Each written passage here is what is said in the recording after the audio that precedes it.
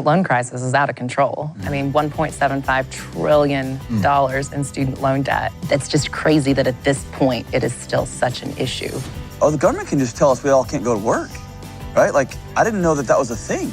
I mean, you look at social media, you look at TikTok, I mean, all these places that now anyone can have a platform and a voice. And I think that's what's unique about Ramsey is that we're the ones usually tapping the brakes, being like, let's just wait and see how this plays out. I have said, if you follow the trends, you fall for the traps. And that's what we're seeing with these younger generations because there's super targeted marketing that's going, hey, dude, all you need is $10. You're going to get $10,000 next week, I promise. Or how about Jason Bourne telling you, fortune favors the brave.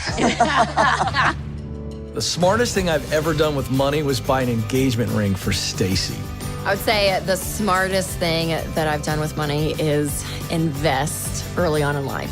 The smartest thing I've ever done with money is pay off my house early. I just thought you have to live with a mortgage payment forever and it goes with you to the grave. When I found out you can just pay it off early and then live a life without a mortgage payment, it changed everything. Highly recommend it. The smartest thing I've ever done with money is increase my generosity to the outrageous level. The smart thing I did with money was I paid into my health insurance so both of my kids could be born at the local hospital. The smartest thing I've ever done with money was win over $500,000 in scholarships to pay for my education. So Dave, over 30 years of doing radio, a lot of life has happened. The world has changed. America has gone through some things. I mean, you think about 9/11, Great Recession, COVID, student loan crisis, and you're there every day taking these calls with people in the middle of some really intense economic times. What was that like? The first time that the nation shut down, when I was on the air, was the first story started rolling out while we were live on the air on the Columbine shooting. And it was shut everything down. All news, everything went to that. All networks stopped and went to breaking news. Whatever the other programming was on, radio, TV, everything stopped and went to it. It was iconic at the time, and you know, we're getting live updates while we're on the air, and you know, we've got to sit there and make a decision. Are we going to just keep talking about our stuff and not address it? But it had put full stop on everything. So we just stopped and started taking calls from people and how they were feeling about it and what else was going on. And, you know, just giving people a place to be angry and sad and all the emotions that we all had that day. 9/11 happened at 8:30 in the morning.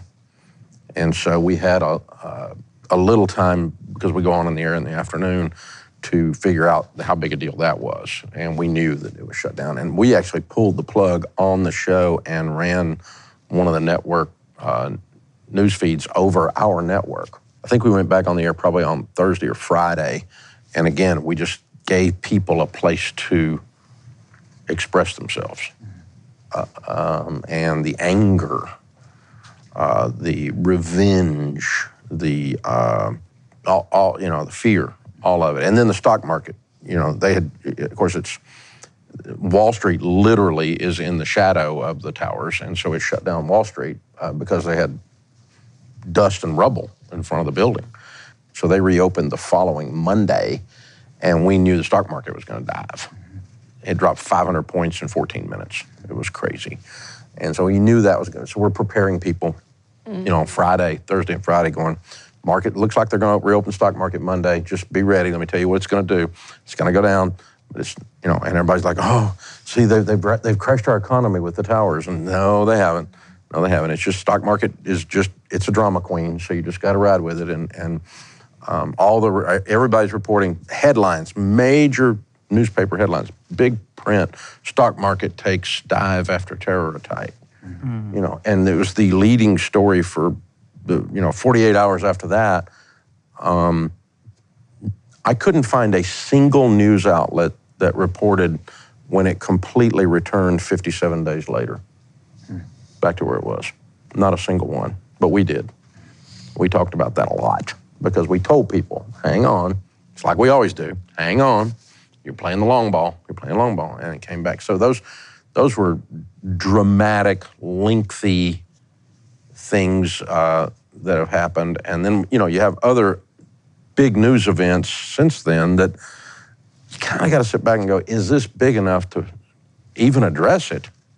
We even used to have a stock market report at the close of the day, because stock market closes by the time we get off the air.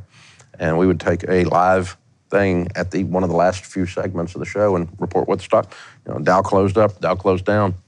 And we figured out people were not listening to us for that. They don't care. And I was probably the only one that cared. And when I quit reporting it, I quit checking it too, so I don't even care. Yeah, it's definitely a show about hope. And the common thread there is, it's kind of a voice of truth in a world gone mad. We're there to be like, the sky's not falling, stay calm, it's gonna be okay. And those principles, ride throughout different topics now, from Ken with career and Christina with the student loan crisis and, Deloney with COVID and Ken with the Great Resignation. We're seeing, money touches all of these different areas in a big way. And we're expanding the show as well to cover more topics. Have you guys seen any trends or threads in the calls you've been taking the last few years? The student loan crisis is out of control. I mean, $1.75 trillion in student loan debt. And we're seeing people just completely weighed down with this debt. I mean, they tell students going to college, this is good debt, you'll be able to pay it off easy. And it's like, what we're saying is it's not that easy. And we're seeing people who do have a lot of regret with it. So it's just crazy that at this point, it is still such an issue. But thankfully, we get to help people walk through it and kind of change their mindset that this isn't something that you have to carry with you for the rest of your lives. Like, this is something that you can attack and attack it fast and get it gone for good. Yeah, and a thread that touches all of this is we tell people that you can happen to your life. It doesn't just have to happen to you. You can take control, you can have agency, and that touches every single piece of this, from mental health to career to relationships to money. It's amazing how that is really the foundation, is we're gonna help people gain control and they're gonna do it. They're the hero, we're just the guides. Yeah. I think when we look back many years from now on the pandemic era, I think we could say that it was the great reflection. I think because of, obviously, in the early days, and depending on what you believe about it, where you live, certainly people had to confront their mortality, And then I think the other thing that developed over time is people had to confront how little they control.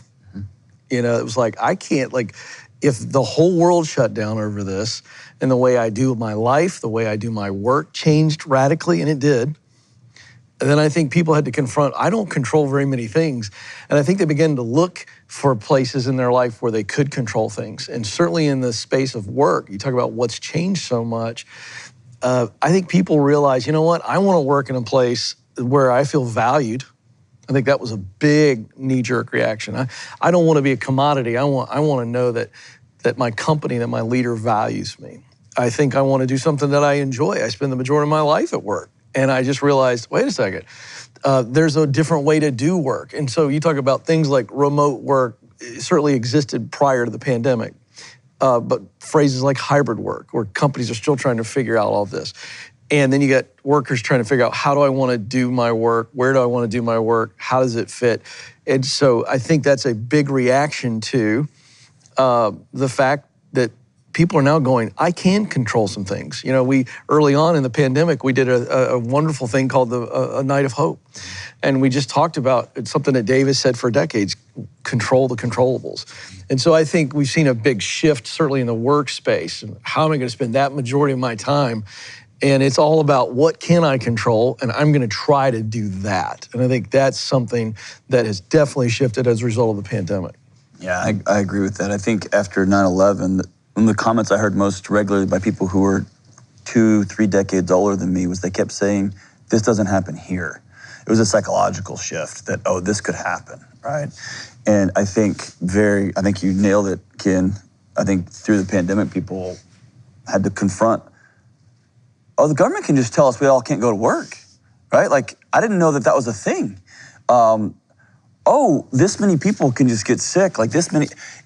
I don't think any of us were going about our days thinking this was a possibility. And like you mentioned, I think you really realize, I control very, very little. And it's disconcerting psychologically, right? And then you have to build back, okay, what can I control? And then suddenly you start to realize, wait a minute, I can control a whole lot more than I thought I could, right? So it's this dip.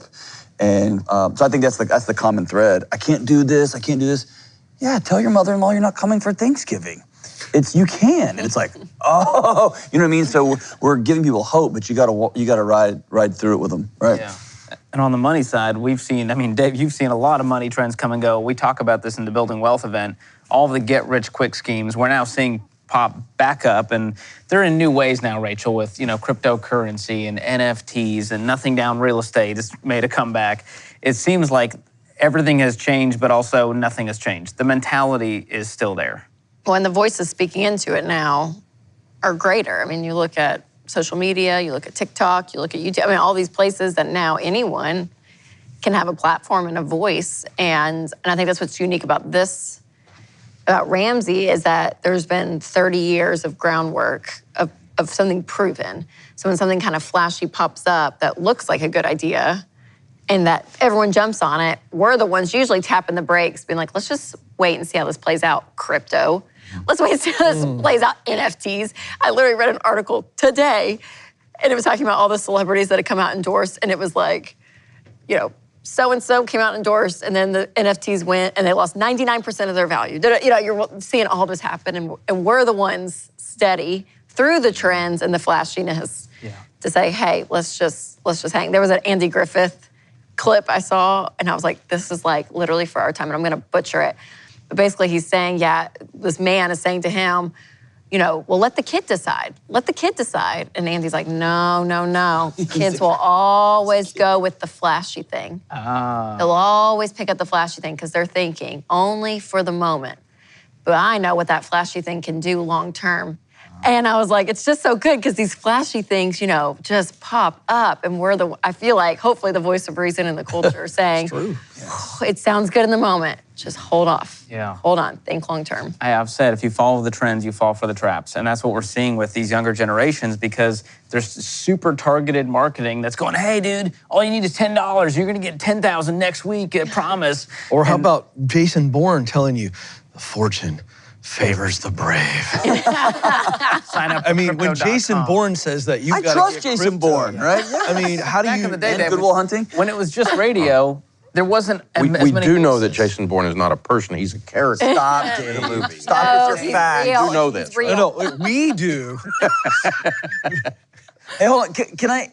This is the mental health guy asking you. Like, I really want to know this. How's your mental health? I have a firm grasp I on can that. stop anytime I want. I have a firm grasp on Dave's mental health. It's not great. Why is it so hard? The path is clear. It's not. It's like, how do you lose weight? Diet and exercise. It's not challenging, yet it is a perplexing $1 trillion industry. Live on less than you make. There's not a scheme. In 7 to 10 years, you can have everything you have in your life paid off, and you can be on the road to being a millionaire, which means you can give wildly and your kids are gonna be okay. Why is that message so, I guess, unsexy, and why is it so hard to follow? Because it just doesn't sound challenging. I think we're wired to search out the fastest, easiest way. Mm-hmm. We want the most efficient, fastest, easiest way. The problem is that when you believe a lie on what is the fastest, easiest way, that's where the issue comes in. And so but the Bible says that no discipline seems pleasant at the time, but it yields a harvest of righteousness. No one likes, every one of us have a kid inside of us that wants what we want right now. I want it now, I deserve it. I want the cereal, mommy. I'm going to throw a fit on the cereal aisle, right? We all have that cereal aisle kid inside of us, but adults devise a plan and follow it. Children do what feels good. Adults understand there's a price to be paid, that one definition of emotional maturity is the ability to delay pleasure for a greater good. And if you dare tell someone that is immature emotionally, whether they're 52 or 12, that they need to delay pleasure, they will come back at you with every bit of their intellect, every bit of their anger, every bit of whatever, call you names, everything else, because you have dared to call out that the mythology that the path they're on is, that they're dialing into, it's not going to work for you. And so, anytime we challenge that, then they come back at you and go, oh, well, you're just the people say a cup of coffee a day and you'll be rich. And we're like, yeah, it's an example. It's a math example. Calm your butt down. But but the point is, when you spend $10 or $15 a day on coffee, and then you have your student loan still 14 years later, and you're still paying it, then something's off. I mean, you've not addressed what's going on. And so, but again, that's where the criticism comes back, is you dare call people out on their stuff because you love them and you want them to do better, but you get a very childish reaction, and we all have the ability to do that. Me too. Yeah. Don't tell me I can't do something. And so we all have that ability to rise up against that. But I think it's just immaturity more than anything. And when the thing is, when you tell people the truth about how to get a job, or the truth about here's how you do this relationship, or the truth about what you got to do with your money, they hear it even if they don't like it. Yeah. It touches, truth has a way of getting to you. And so, and they know you love them. And we love them. We care about them. So the impact of this stuff, Dave, over 30 years, we're now seeing the fruits of that generationally. I mean, you meet, what we call financial peace babies. The kids of parents who went through financial peace, who have done this plan, now they're growing up in this culture. Did you find that starting to trend over the last few years? Yeah, we had to be real careful to name them financial peace babies, because some guy got on there and he goes, I'm a Dave Ramsey baby. And I'm going, no, you ain't. Yeah, we're going to call you a financial peace baby. Oh, yeah, okay, I get it. All right, today's question comes from Robert in Texas. My wife and I put our children through college, bought them cars, and provided them for them till they moved out. To this day, we still pay their phone bills, in spite of the fact that our oldest child is a doctor and our youngest is a manager for a high-end retail company. Both earn six-figure salaries. Due to unforeseen circumstances, we were hit with two natural disasters last year, a flash flood and a fire to our home. We didn't have flood insurance, but we're able to cash flow the repairs for the flood and our deductible for the fire. We currently only have 3 debts, 2 vehicles, which replace the ones that we lost in the flood, and our mortgage is $47,000. Even though our children earn 4 to 5 times what we make, they say, according to your teachings, in parentheses, they have no obligation to help us. They have told us, well, Dad, Dave Ramsey says to allow you to sink or swim because your debt is your obligation. Are we wrong to ask them for help, or are they interpreting your advice incorrectly? Wow. Okay. It doesn't sound like they're First thing is, it's weird when you pay your grown kids bills of any kind, including their phone bill. And you know whose fault that is, Robert? Yours. You should have cut that off when they left home. I don't pay Rachel's dadgum phone bill. I don't pay her Netflix bill. Denise does have y'all's Netflix password, though. Well, I didn't give it to her. Besides the point. That's not the point. So that's thing one. Thing two, Robert, when you raise children, and as part of raising them, you buy them a car and pay for their college, and when they leave college and they become successful adults, that does not obligate them. They're not in debt to you. That was like your job. You're the dad. That's what you're supposed to do. Well, I changed your diaper, so you need to send me to France on a vacation. What? I've heard this crap my whole life. I do not understand it. Okay? Your children are not obligated to any of you because you did your job as a mother or a father. They are not in debt to you because you fed them. Period. So the entitlement that is dripping through this, Robert, my disgust with your entitlement, yes, that is my teaching. That's a disgusting entitlement, that you should think that your children owe you something because you were just simply a father and did what you were supposed to do. My children are not obligated to me.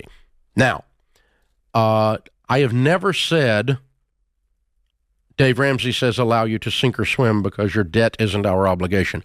That is not a phrase. That's not phrasing and verbiage that I would use. So either your children have added drama to what I say or you have. I'm not sure who. What I would say is it's not their job to take care of their mom and dad. They're not morally or ethically obligated to do that. Now, if they are able and mom and dad are in a pinch and they want to give mom and dad some money because there's somebody that I love and they're hurting, I've never said not to do that, but that's way different than being obligated by the fact that you simply did your job as their dad. That's different, okay? So if you have car debt, it's not because of the flood. You had car insurance that would have replaced your car in a flood. Flood insurance is on the real estate. It's not on the cars. So you cash flowed the repairs for the flood and the deductible for the fire because you had insurance on the house for the fire, and we only have 3 debts, 2 vehicles, which replaced the ones lost in the flood. No, they didn't. You bought cars that were nicer than you had in the flood, and that's why you're in debt.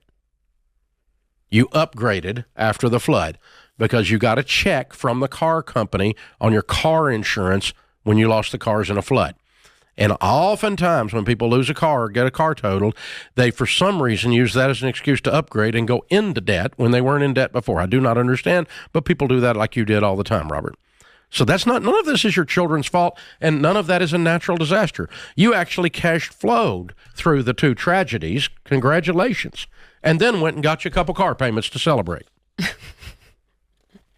So they are not obligated to pay your car. They are not obligated to do this. Because they make 6 figures and you once gave them some food. They're just not. That is not how life works, buddy. So, but sink or swim, we're not that harsh about it. I just want to draw a line. There's charity that is extracted through guilt is not charity. If your children want to be charitable towards you and give you something, that's wonderful. They've got money. They've done well. Mom and dad just got a little mortgage, a couple car notes.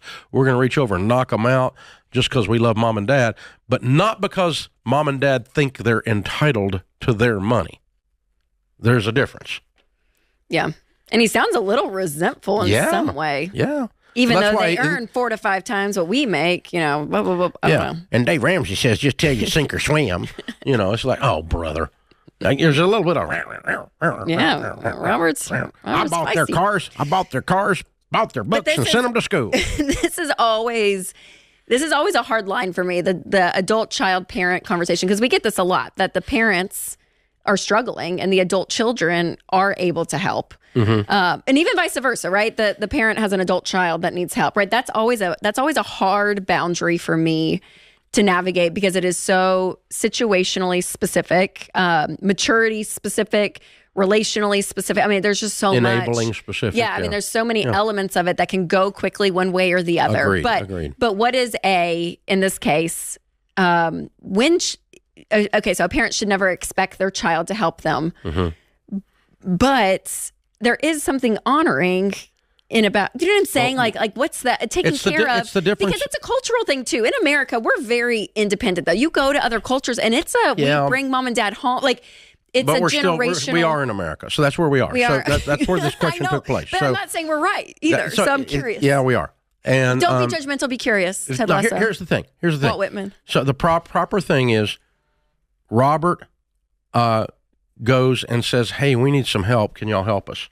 Yeah. Not your children should give you money because you gave them cars and bought them books and sent them to school. Yes. The entitlement versus the request in love. Yeah. Those are 2 different things. Yeah. But this is dripping in bitterness like they owe him something. And that is not... That's a non-starter. That's a non-starter. Mm-hmm. The second thing is, if you're going to help someone, particularly someone you love inside your family, you should help them in a way that causes them to reach sustainability on their own, not become dependent upon you. And so if you reached over and paid off the house and paid off the cars, it would be, Mom and Dad, you're getting on a budget. You're going through Financial Peace University so that you can live on your money for the rest of your life. And this is just going to give you a little smoothing jump here. Start, yeah. It's going to give you a jump start. So even when we're helping, like your sister runs our family foundation, and we're helping someone that's in a poverty situation, we don't just throw endless money at a poverty situation. We throw money in a way that causes the person to step up out of poverty and stay out. We're the lift out, but we're not the keep them in. Yeah. Check. I don't want to keep them in. I don't want to be the one writing check, allow somebody to stay in it. So we're not enablers. And that's the thing you got to get to when you're on the giving side of this. This is The Ramsey Show. Create your free every dollar budget today, the simplest way to budget for your life. Hey, Joe's going to start off this hour. Joe's in Albany, New York. Joe, what are you thankful for? Hey, Dave. I am thankful for God first and my 10-year-old daughter. Awesome. What's her name? My daughter's name is Aubrey. Very cool. Very cool. How can we help you today, sir? So I guess my question is kind of centered around God. So main question is, does God want me or us to be wealthy? I kind of wanted to ask you that because I feel like you have a pretty big business and you have ties to people who are in church. So maybe you could offer some biblical insight. So that way my finances and my spiritual life can be aligned a little bit more. Yeah. Okay. Well, there's two ends of the spectrum in the Christian world, both of which create an inaccurate teaching of Scripture. One end of the spectrum we call the prosperity gospel, that God wants you to be rich, and if you're not rich, you must not be right with God, and all this kind of stuff. And that's not biblical. You can't back that up scripturally. The other end of the spectrum is that God says you have to be poor in order to be holy, and that's actually not scriptural either. That's a form of heresy called Gnosticism. So what actually happens is it's not really a spectrum between those two, but it's maybe a third point on a triangle off in a different direction. I was on a TV show with a pastor one time, and he asked me what he thought was an underhand pitch question. Is it okay for Christians to be wealthy? Kind of what you said.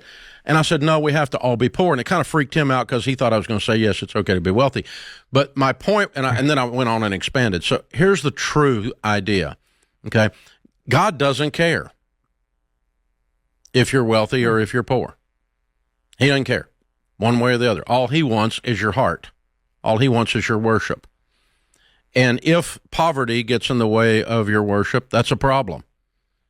If wealth gets in the way of your worship, that's a problem. And that's stated by Paul in the New Testament, as a matter of fact. I've been rich and I've been poor, and, Lord, keep me from having one or the other if it gets in the way. If you remember reading that scripture, Joe, you probably have heard that. And so the point is that those of us that are people of faith, that are people of the book, believe that we don't own anything. We are merely managing it for God. He's the owner. We're the steward, is the old English word that has been Christianized because it was in the King James Version of Scripture. So we're merely a manager. So we don't own anything. We're managing it. And managing wealth is a privilege. It is a responsibility, and it's to be managed for the good of God and for his kingdom. The first thing he says to do is to take care of your own household, feed that daughter, or you're worse than an unbeliever. It says a godly man leaves an inheritance to his children's children. And that's not necessarily just an inheritance of character. It's also an inheritance of money, because Solomon built the temple, but he built the temple of God in Jerusalem with his father David's money. David was prohibited from building the temple because of Bathsheba and his order of the murder of Uriah, but Solomon used David's inheritance to build the temple with. So a godly man leaves an inheritance to his children's children is fine. And of course, you don't want to leave an inheritance to your kids if they're misbehaving, because you're just going to fund their misbehavior. So, but that's what we're talking about here. So, we've taught our kids that we're managing this money for the good of our family to eat, the good of our family to enjoy some of it, to be generous with. God loves a cheerful giver, says in Scripture. So this continuous generosity. There's an indication all throughout New Testament and Old Testament to tithe a tenth of your income as your baseline for your generosity, offerings above that. So we've got these, we kind of got we got a job when you get money, and your job is to manage money, and then God gives you the directions on how to do that, how to manage his money. You take care of your own household, you're generous you leave an inheritance, you stay out of debt, you build wealth, but this idea that I'm getting rich for me to be a snotty rich person, no. But are all rich people going to hell? No, that's heresy. Because anything that teaches that the blood of Jesus is not powerful enough to cover any sin is heresy. And so we're suggesting that a prostitute that comes to Jesus, a murderer that comes to Jesus can go to heaven, but a wealthy person that comes to Jesus can't. And that's what the Gnostics taught, and that's what some of these people who teach theology on Twitter think. And so I've been torn between. Yeah, and it ends up, you get this mixed message like you are spiritually inferior if you become successful. And yet you're not, because the Bible says the diligent prosper. What is diligence? It's excellence in the ordinary. You're good at your job. Do your work as unto the Lord, Colossians 3:23 says. And how would you do your work? You would do it wide open. I'm working for Jesus. I'm going to go crazy, man. I'm going to leave it all on the field, And so, and if you're faithful with the little things, you're going to be given more to manage. If God was against wealth, why would he give you more to manage? And that's out of Jesus' own mouth.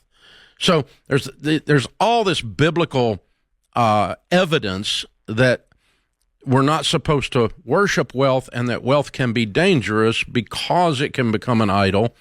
But if we can maintain the distance from it as a manager instead of an owner, if you don't say my, instead you go, I'm holding this with an open hand. What do you want me to do with it? It's yours.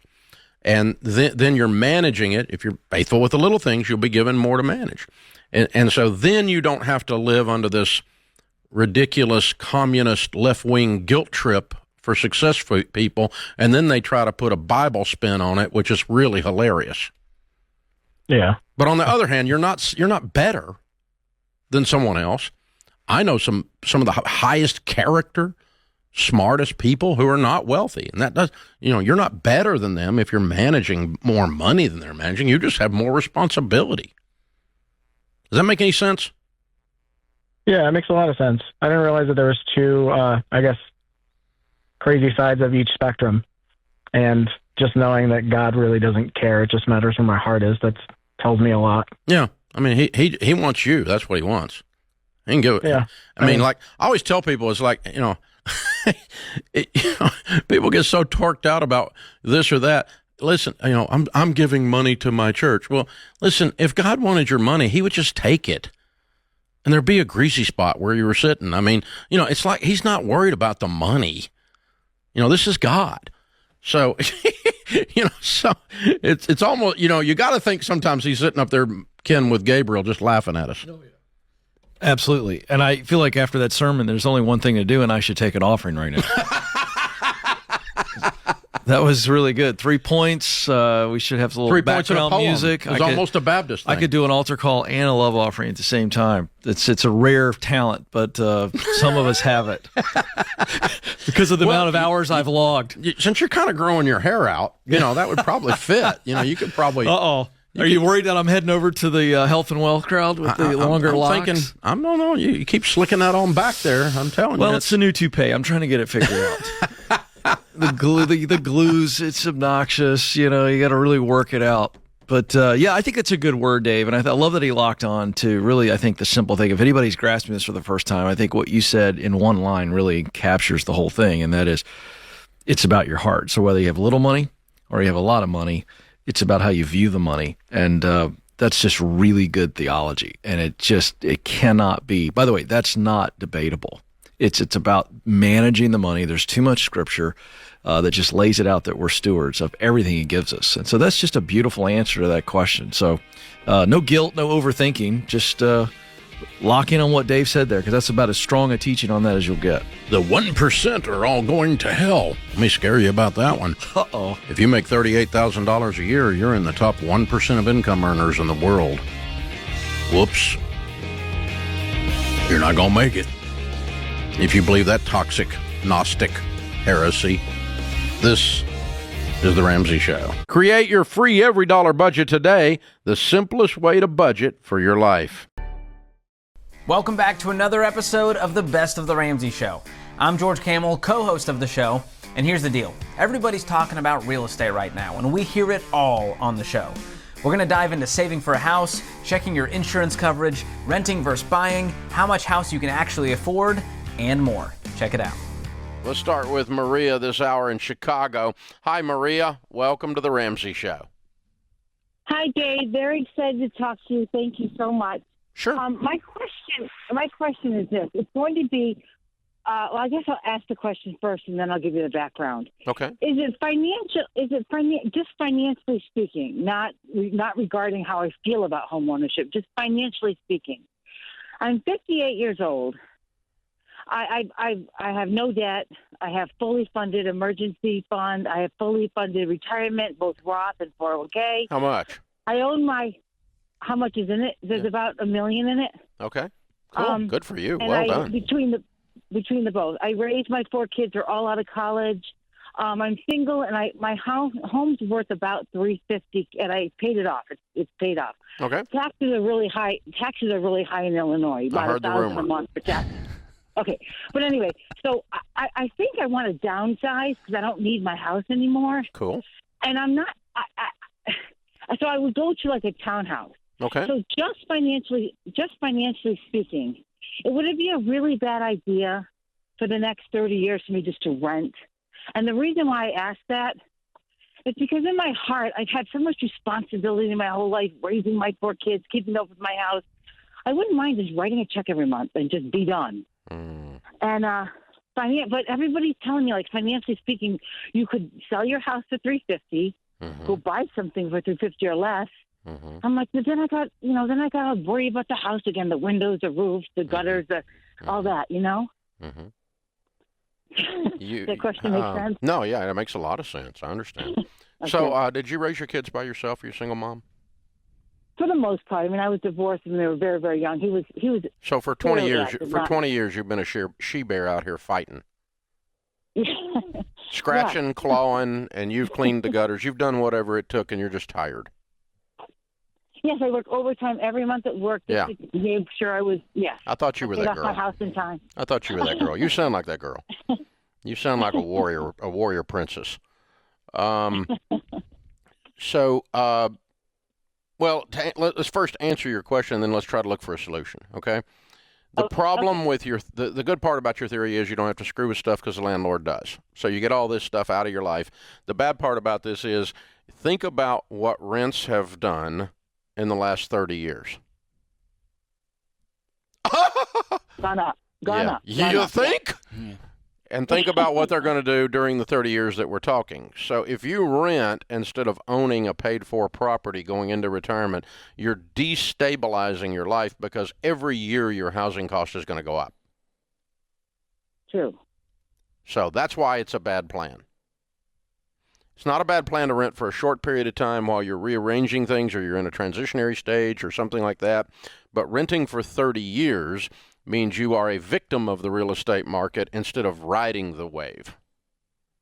Can I throw something else at you? Yep.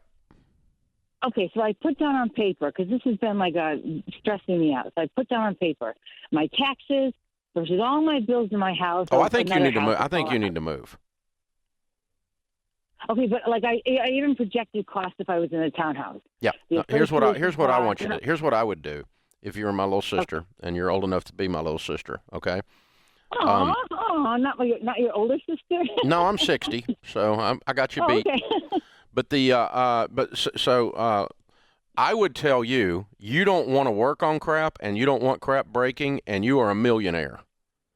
So you need to go buy a brand new condominium where someone does all the exterior maintenance and every appliance and everything inside is brand freaking new. You earned it. You're a rock star, and you need to enjoy a little bit of this money.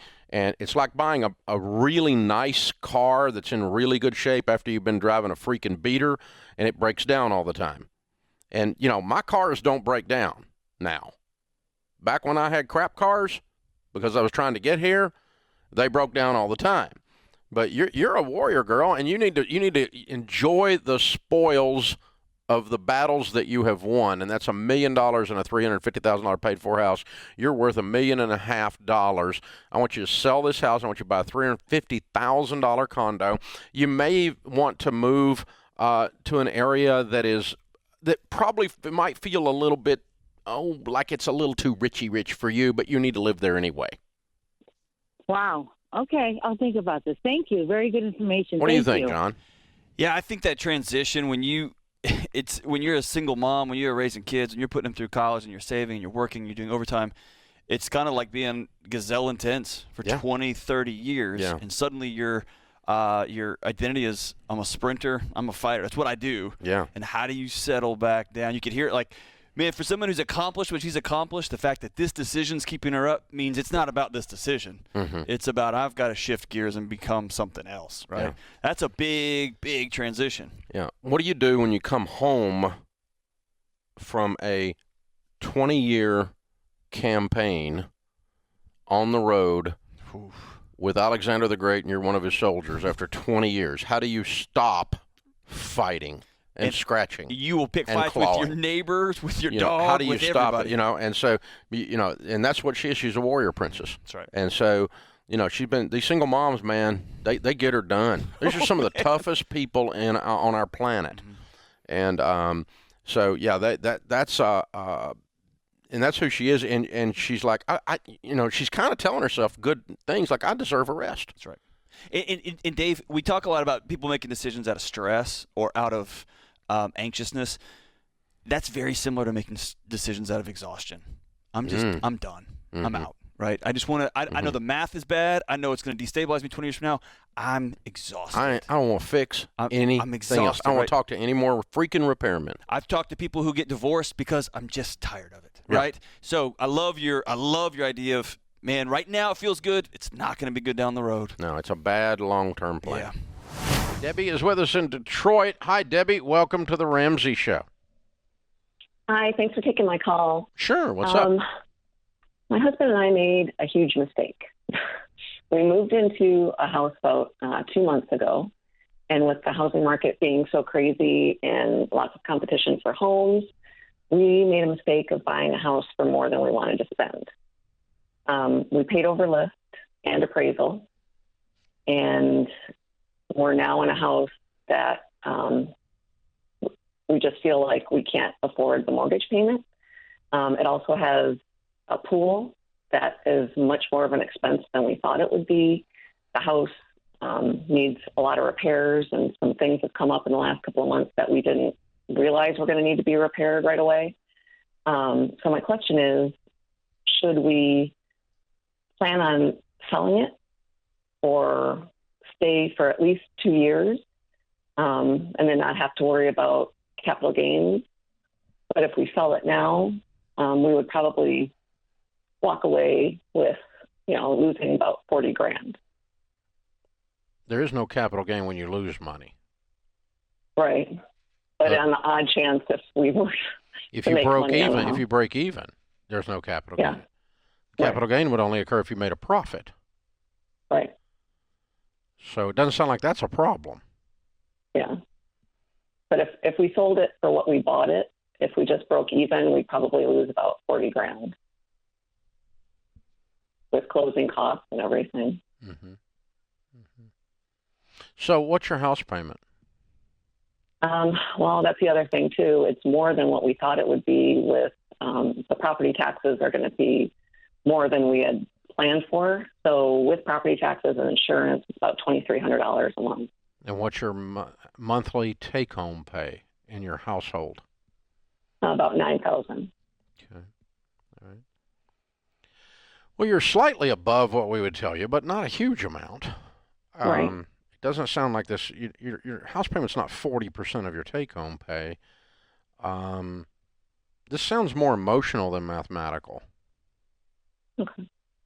We feel like we've been bleeding money ever since we moved into the house because of the pool and the repairs that have been needed. And what have you spent on repairs? Worried. I'm sorry? What have you spent on repairs? Well, with the pool, it's been over $1,000. With the repair, we just had a garage door repaired that was over $700. We need. What'd you pay for the house? Pump. We paid $410 for it. And you had $1,500 worth of repairs, and you're panicking? Yeah. Well, and you make $140,000 a year? Yeah. Well. Yeah. Yeah. This is emotional. It doesn't sound like you're bleeding out. It feels like you got a little scrape on the knee, but it's just a lot. It sounds like it's more stress of just we're having to. I think you were super impulsive, and you did something that you wished you hadn't done, and that's what's killing you. The math's not killing you. Okay. I mean, so we should. It's not ideal. Yeah. But I probably would just breathe a little bit here. Okay. You know, okay. Here's the thing: the house payment's not out of control. The repairs are not $28,000 in 1 month. They were $1,400 in 1 month, and right. You make $140. There's nothing here that's causing red sirens to go off and fireworks and panic in the numbers. Okay. Now I understand you have a deep sense of regret because you feel like you impulsed and overpaid. But so I don't want to trade a $1,400 repair and a house payment that's slightly over the margins we teach, which are conservative, for a $40,000 loss. Right. Well, the other thing that I'm worried about too is we moved with our jobs because now we can do our jobs from anywhere after COVID. And there is a chance that my salary could be decreased based on where we're living now. Well, if that happens and you can't afford the house, we can talk about selling it then. But we don't sell a house on what might happen. The house might get hit by a tornado, too. Yeah. But we're not going to sell it because it might. Right. Debbie, do you guys have any other debt other than this mortgage? We do have a car payment. We owe about $12,000 on a car. We only have one car. And then we, just from the move, we've got about $6,000 on credit cards. So it sounds like there's some other pieces to this puzzle that are causing this stress. Do you have an emergency fund? We have about $25,000 in savings right now. I would write a check and pay off the credit card and cut it up and pay off the car today. Right. Okay. And you guys need to get on a budget. You are not in control with your spending. Nabil is with us. Nabil is in Atlanta. Hi, Nabil. How are you? Hi, Dave. Thank you for having me on the show. Sure. What's up? So I'm a 23-year-old with about $85,000 saved. I've got about $25K in my Roth IRA and 401K, and about $60K in investments in index funds, I'm looking to purchase my first home. Wow, where'd you get all that? I make about So I work at a job. I've just been following your principles since I graduated college, and I've kind of every stimulus, every piece of extra money that I've gotten, I've kind of just put away and tried to save. So not counting your Roth, you got like $145,000. No. So it's total of about 85. It's about 60 in the. Oh, the whole game fund. is that? Okay, yes, I got you. Yes. Okay, got it. So basically, I make about $120,000 at a job that I relocated to about 6 months ago, and because I'm already traveling, I just moved back in with my parents. So I'm looking to buy a home with which I would use as both a primary residence and also simultaneously rent part of it out to make up for the costs of me not being there because of my work travel. What do you do? It's now a good. So essentially, I'm a project manager setting up new warehouses across the country. Man, you're killing it. Good job, dude. You're killing it. Thank you. Do you like the job? Do you like traveling? Yeah, I do. it kind of complicates the housing because I'm only in my home city for about 4 days a month. I'm kind of just on the go in hotels. So that's why I'm trying to see whether now is kind of a good time for me to buy a townhouse or a small house in the $250,000 to $300,000 range. I wouldn't. For this purpose, and how do I kind of find a I good wouldn't deal in either. the market? I wouldn't. I wouldn't either. You're not there enough to manage it. Gotcha. Pops Okay. freeze and bust. The whole thing will melt before you get back. Okay. So how would you kind of recommend that someone like myself in the coming years, say I were to stay in this job, how would you recommend I pursue home ownership? I would later, but right now, I think you're being very wise to listen. Here's the thing: owning a home, crap breaks, whether you're there or not, and it adds. You have a very simple, very clean, very efficient life, and I would let someone else manage the domicile. Rather than you having let's say you had a roommate that decided they want to sell all your furniture on eBay while you were gone. That could happen. It's happened before. And so you get back, the roommate's gone, all your stuff's gone, and you file a police report. But, yeah, I mean. Or I've got a relatively new house, and I just got a report last week. I got to replace an air conditioner. The whole unit, the whole thing. Yeah. I don't know why you want to do all that right now. I think there's plenty of time, as young as you are, to own a piece of real estate. I would wait at least 12 months, maybe 24 months. And if you're home 4 days a month, rent the Ritz. Mm-hmm. Yeah, I didn't think about that. Go to the nicest hotel in Atlanta and just live there. Go to the Ritz Buckhead. It's a nice property. I've stayed there. And just for 4 nights, your life will be so much better. People will bring food to your door and stuff, and they'll even come in your room and set it up. And you don't have to go buy food. They'll wash your towels. It's called room service, and you don't have to change the beds. I mean, that's what I would do, and just have a really nice, efficient life and let my energy be spent, my spiritual, emotional, physical energy be spent on something other than home ownership for 4 days a month. Okay, that makes a lot of sense. Thank you. But I'm okay now. Long term, I do want you to buy. So let's set a goal. 25 years old, you buy. Because I think your life will change. I don't think you want to do this indefinitely. This gypsy thing. Yes, that makes sense. Yeah, It's going to be. I mean, this is not conducive to family life, right?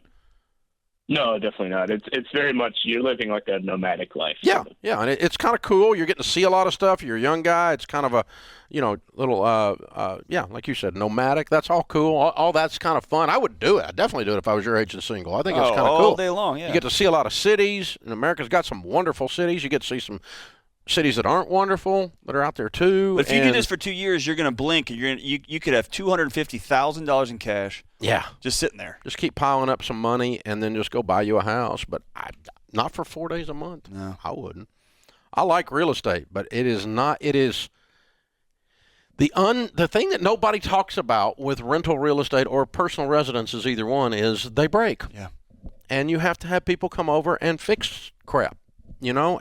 or fix it yourself with your little YouTube video or whatever it is you're doing. But oh my gosh, and there's entire portions of my life have been used up on broken stuff around real estate. That you don't have to have if on the short term if you're in his situation. So I liked having all my life back, my bandwidth back to do like fun stuff or whatever. Or the 4 days you're home, just relax. Yeah, and just have no hassle. Have some peace. Yeah. No hassle. Yeah. That's fun.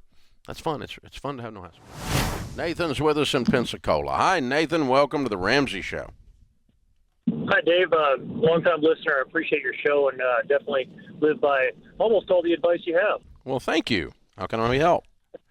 My wife and I are looking at possibly buying a property. It's a little bit more expensive than what I'm used to buying.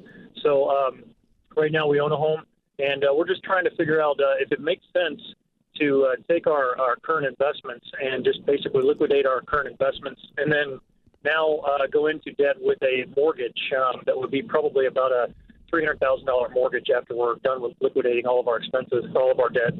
All of our assets. Okay. How old are you? We're 47 and 46. Wait, all of your assets? You mean you're pulling retirement out? No. The retirement I can't touch until later, but we've got listening to you guys on Smart Investor kind of stuff, and we went with a Smart Investor Pro here in Pensacola. So you have how much money in investments that are non-retirement? Probably about $600K total. Okay. And your current residence has how much equity in it? About 400.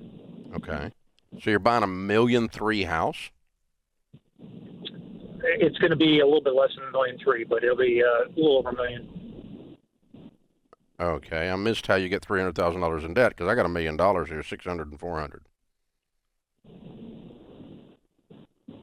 So I guess the mortgage might not be quite 300 then. It'll be probably closer to 200 when you have all the closing costs and everything into it. Okay, so you're talking about you're not going to net 400 out of your house. No, we should. We should net 400 out of the house. And you have 600 in investments. And savings and everything, yes. That's $1 million, and the house is $1 million. There's not $200,000 in closing costs. There's not a 20% closing cost. There's no such thing. So I guess it's just kind of an uneasy feeling going with a higher home value. And just, I guess the biggest that I have is, does it make sense to liquidate the investments that we have right now? I wouldn't buy the house if I didn't, because you're going to go into debt. So it's the same question of if I had a paid for $1 million house, would I go borrow $600,000 on it to put money into investments? No, I wouldn't. Not taking the money out of the investments and putting them on the house is the same thing as borrowing on your house to do that. So you should not buy the house unless you're willing to use the investments to do it. What's your household income? Right now it's probably about 110. And how old are you guys? 48 and 46. Will you be able to afford the taxes on $1 million property with $100,000 a year just to maintain the property, keep the lights on this thing, keep the yard mowed? Yes, we will. Yeah, Florida's got some generous disabled veterans tax benefits. Okay. So why do you want to buy $1 million property? It's something my wife and I have always dreamed about, living on the water, and this is an opportunity to do so right now. Okay. I don't think you're going to need a mortgage, or if you do, it's a very, very small one, and you're going to turn around and get that paid off as fast as you can. If you're sitting in this property debt-free within a couple of years, then I'm fine with this idea if you want to do it. The thing that's out of balance that you're feeling is that the vast majority of your net worth is now tied up in your single-family home that does not generate an income. It does grow in value, but it does not generate an income. And so, you're going to have to really pour on the coals and build some investments by the fact that you don't have any house payment in the near future to make this work. But no, you don't need a $300,000 mortgage. The numbers you keep giving me, that you act like they add up, and they don't add up. I mean, 600 and 400 is 1 million, and you buy $1 million house for $1 million, and you use $1 million, you shouldn't have a mortgage. And so, something about this makes me uncomfortable. Like, it makes me uneasy. That's a lot of. The reason is that everything you own is going into this house, except your retirement. Well, and it's out of balance. It's too much, really. Yeah. But if you're paying cash for it, I think you can tolerate it as long as you turn around and start dumping money into retirement really, really quick. Would I do this if I were in your shoes? No, I wouldn't. Yeah. No, I wouldn't. Maybe that's what I wouldn't either. Because I don't want that much of my net worth making $110,000 tied up in a single-family house that does not create income. And I'm thinking of it. If the air conditioner goes out on this $1 million house, it's going to be an expensive repair. Or if the driveway needs to be, or if I got to do some plumbing work on $1 million, it's all so expensive. Everything, 100% of the houses break. Yeah. 100% of them need crap done to them. And brand new, no matter who built them, no matter where they are. I mean, I'm in a lot of real estate, and there's just, they eat money. Yeah. So to your point, that's good.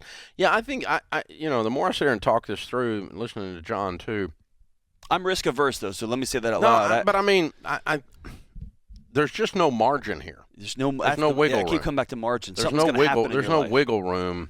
What if you get sick, or what if you get something? If life goes sideways, and right now you got a lot of wiggle room with $600,000 in the bank. So probably what I would do is take your $600 and pay off your current residence, which you should have done anyway if you're listening to me. But that's that part where you said you just did part of what I teach. I remember that part. I didn't drive by it. I heard it. And then I would save like a crazy person, and I might do this deal in 5 years where I've got $500,000 left over after I buy it. Now if you had $500,000 left over, non-retirement, after you move in there, you do $1 million house. $110,000 incomes is low for $1 million house. But if you're paying cash for it for whatever reason, it's okay. But you do need some liquidity, and it doesn't need to be freaking 90% of your net worth. Right. That's out of balance. Or can you save up some money and go multiple weeks and stay at a lake house a year? And I mean, if you need to get the fix, I don't even mind if you buy. You know, if your dreams to live on the water, I agree. I like living on the water. I've got properties on the water. I like it. But water's amazing. Yeah. But but it's not amazing if it steals your peace instead of gives you peace. There you go. Yeah. So, and there's no margin here. No margin. It's dangerous. That's a dangerous deal. No, I wouldn't do it. I'm gonna retract. I wouldn't do it because I don't like the fact there's no wiggle room. What I would do is I'd pay off my house today, and I'd start saving like a crazy person and make this a 3 to 5 year dream, and just keep piling up cash and keep investing with a paid-for house. But you're gonna do what you're gonna do because you already don't do some of the stuff we teach. So that's up to you. You get to decide. But that's what I would do if I woke up in your shoes. I find people don't have margin with their time. They don't have it with their relationships. They don't have it with work. They don't have it with money. We just have a margin-free society now, man. Well, there's friction at grates that get frayed ends. Yeah. And you get frayed at the ends, and it's just because everything's pushed to the edge. Yep. And it takes what would have normally been a blessing, and you add 2 doses of stress to it, and all of a sudden the thing you were supposed to be in love with, you hate.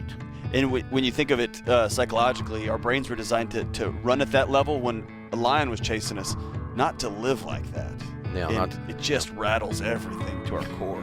You know, it's a big old house with a lion chasing you around inside that. You just parked a lion in the front yard. Yeah, that's right. So we've already deteriorated Tiger King right here. Kurt is in Fort Lauderdale, Florida. Hi, Kurt. How are you?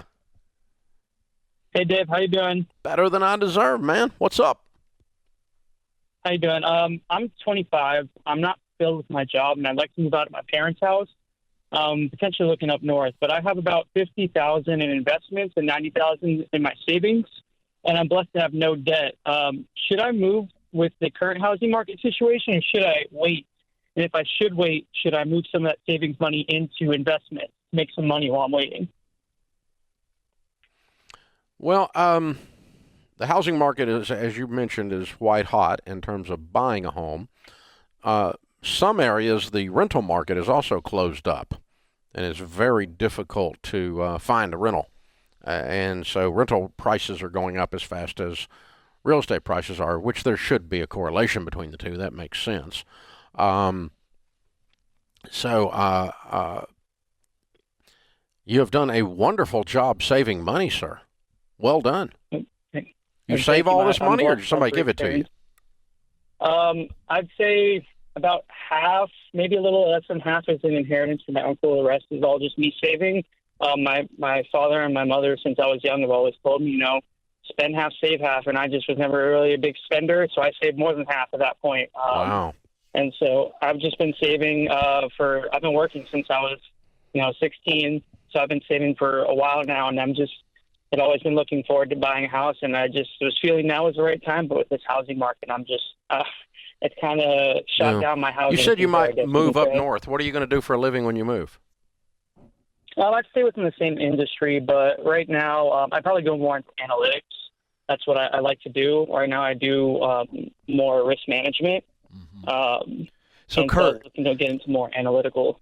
So I'm glad we've identified this, because moving up north, I think you had in mind there's some companies or a company or a specific job, and I think that's the part we want to work on first. Is you're not happy in your job, and so the good news is you're clear. You know what you want to do. You have a good idea of the analytics is where you want to go. I think I'd determine that. Where's a good place to land there? Then I'd make my housing decision based on that. Okay. So do you have a good idea of some companies, or do you have something? When you say move north, are you just thinking an area, or are you thinking company that's pulling you north?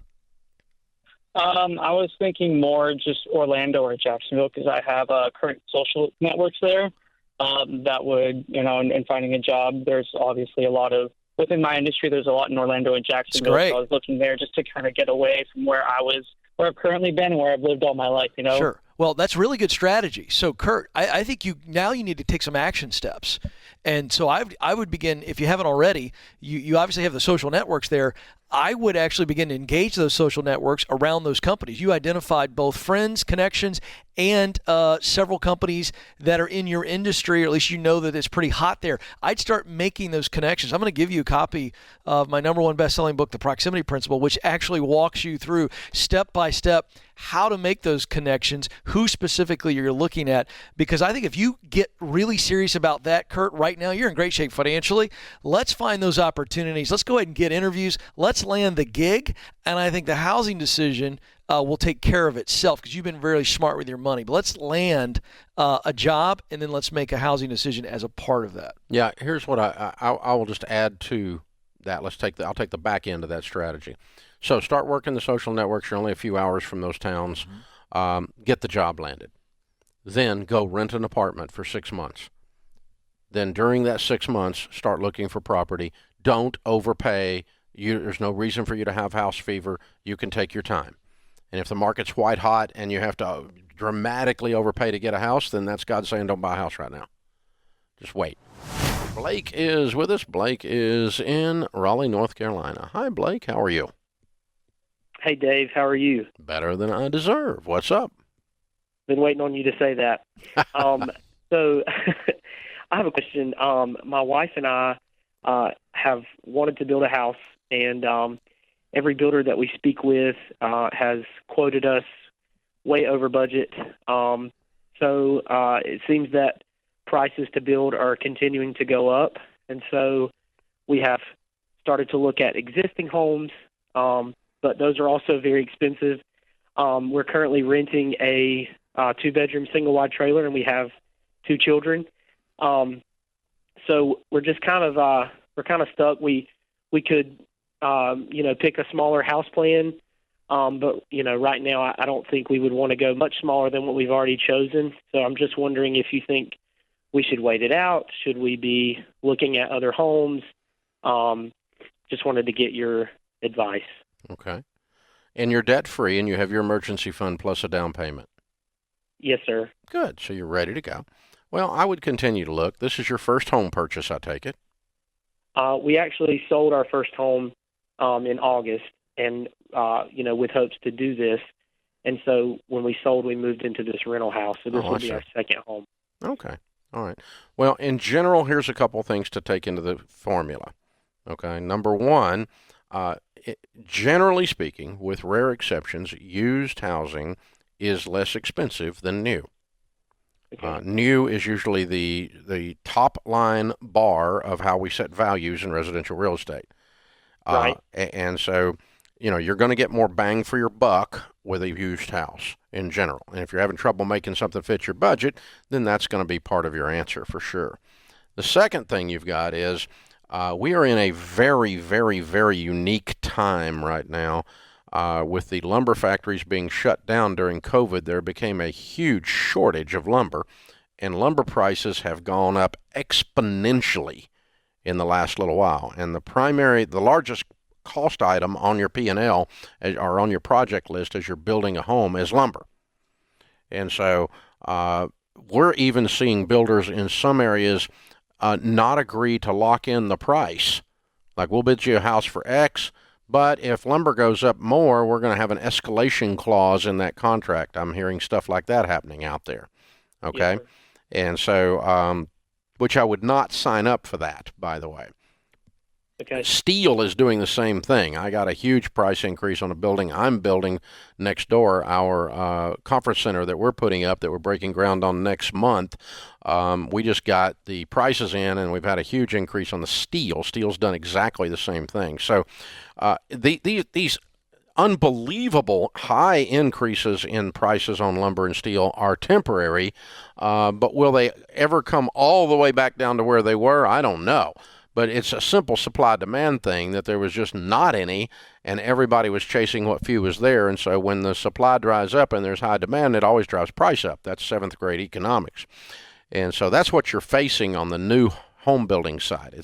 It's one of the toughest times in decades to build a new home right now because of escalating prices on on all kinds of different things. And there's this huge influx of people back into the real estate market. There's a shortage of inventory in the real estate market across the nation.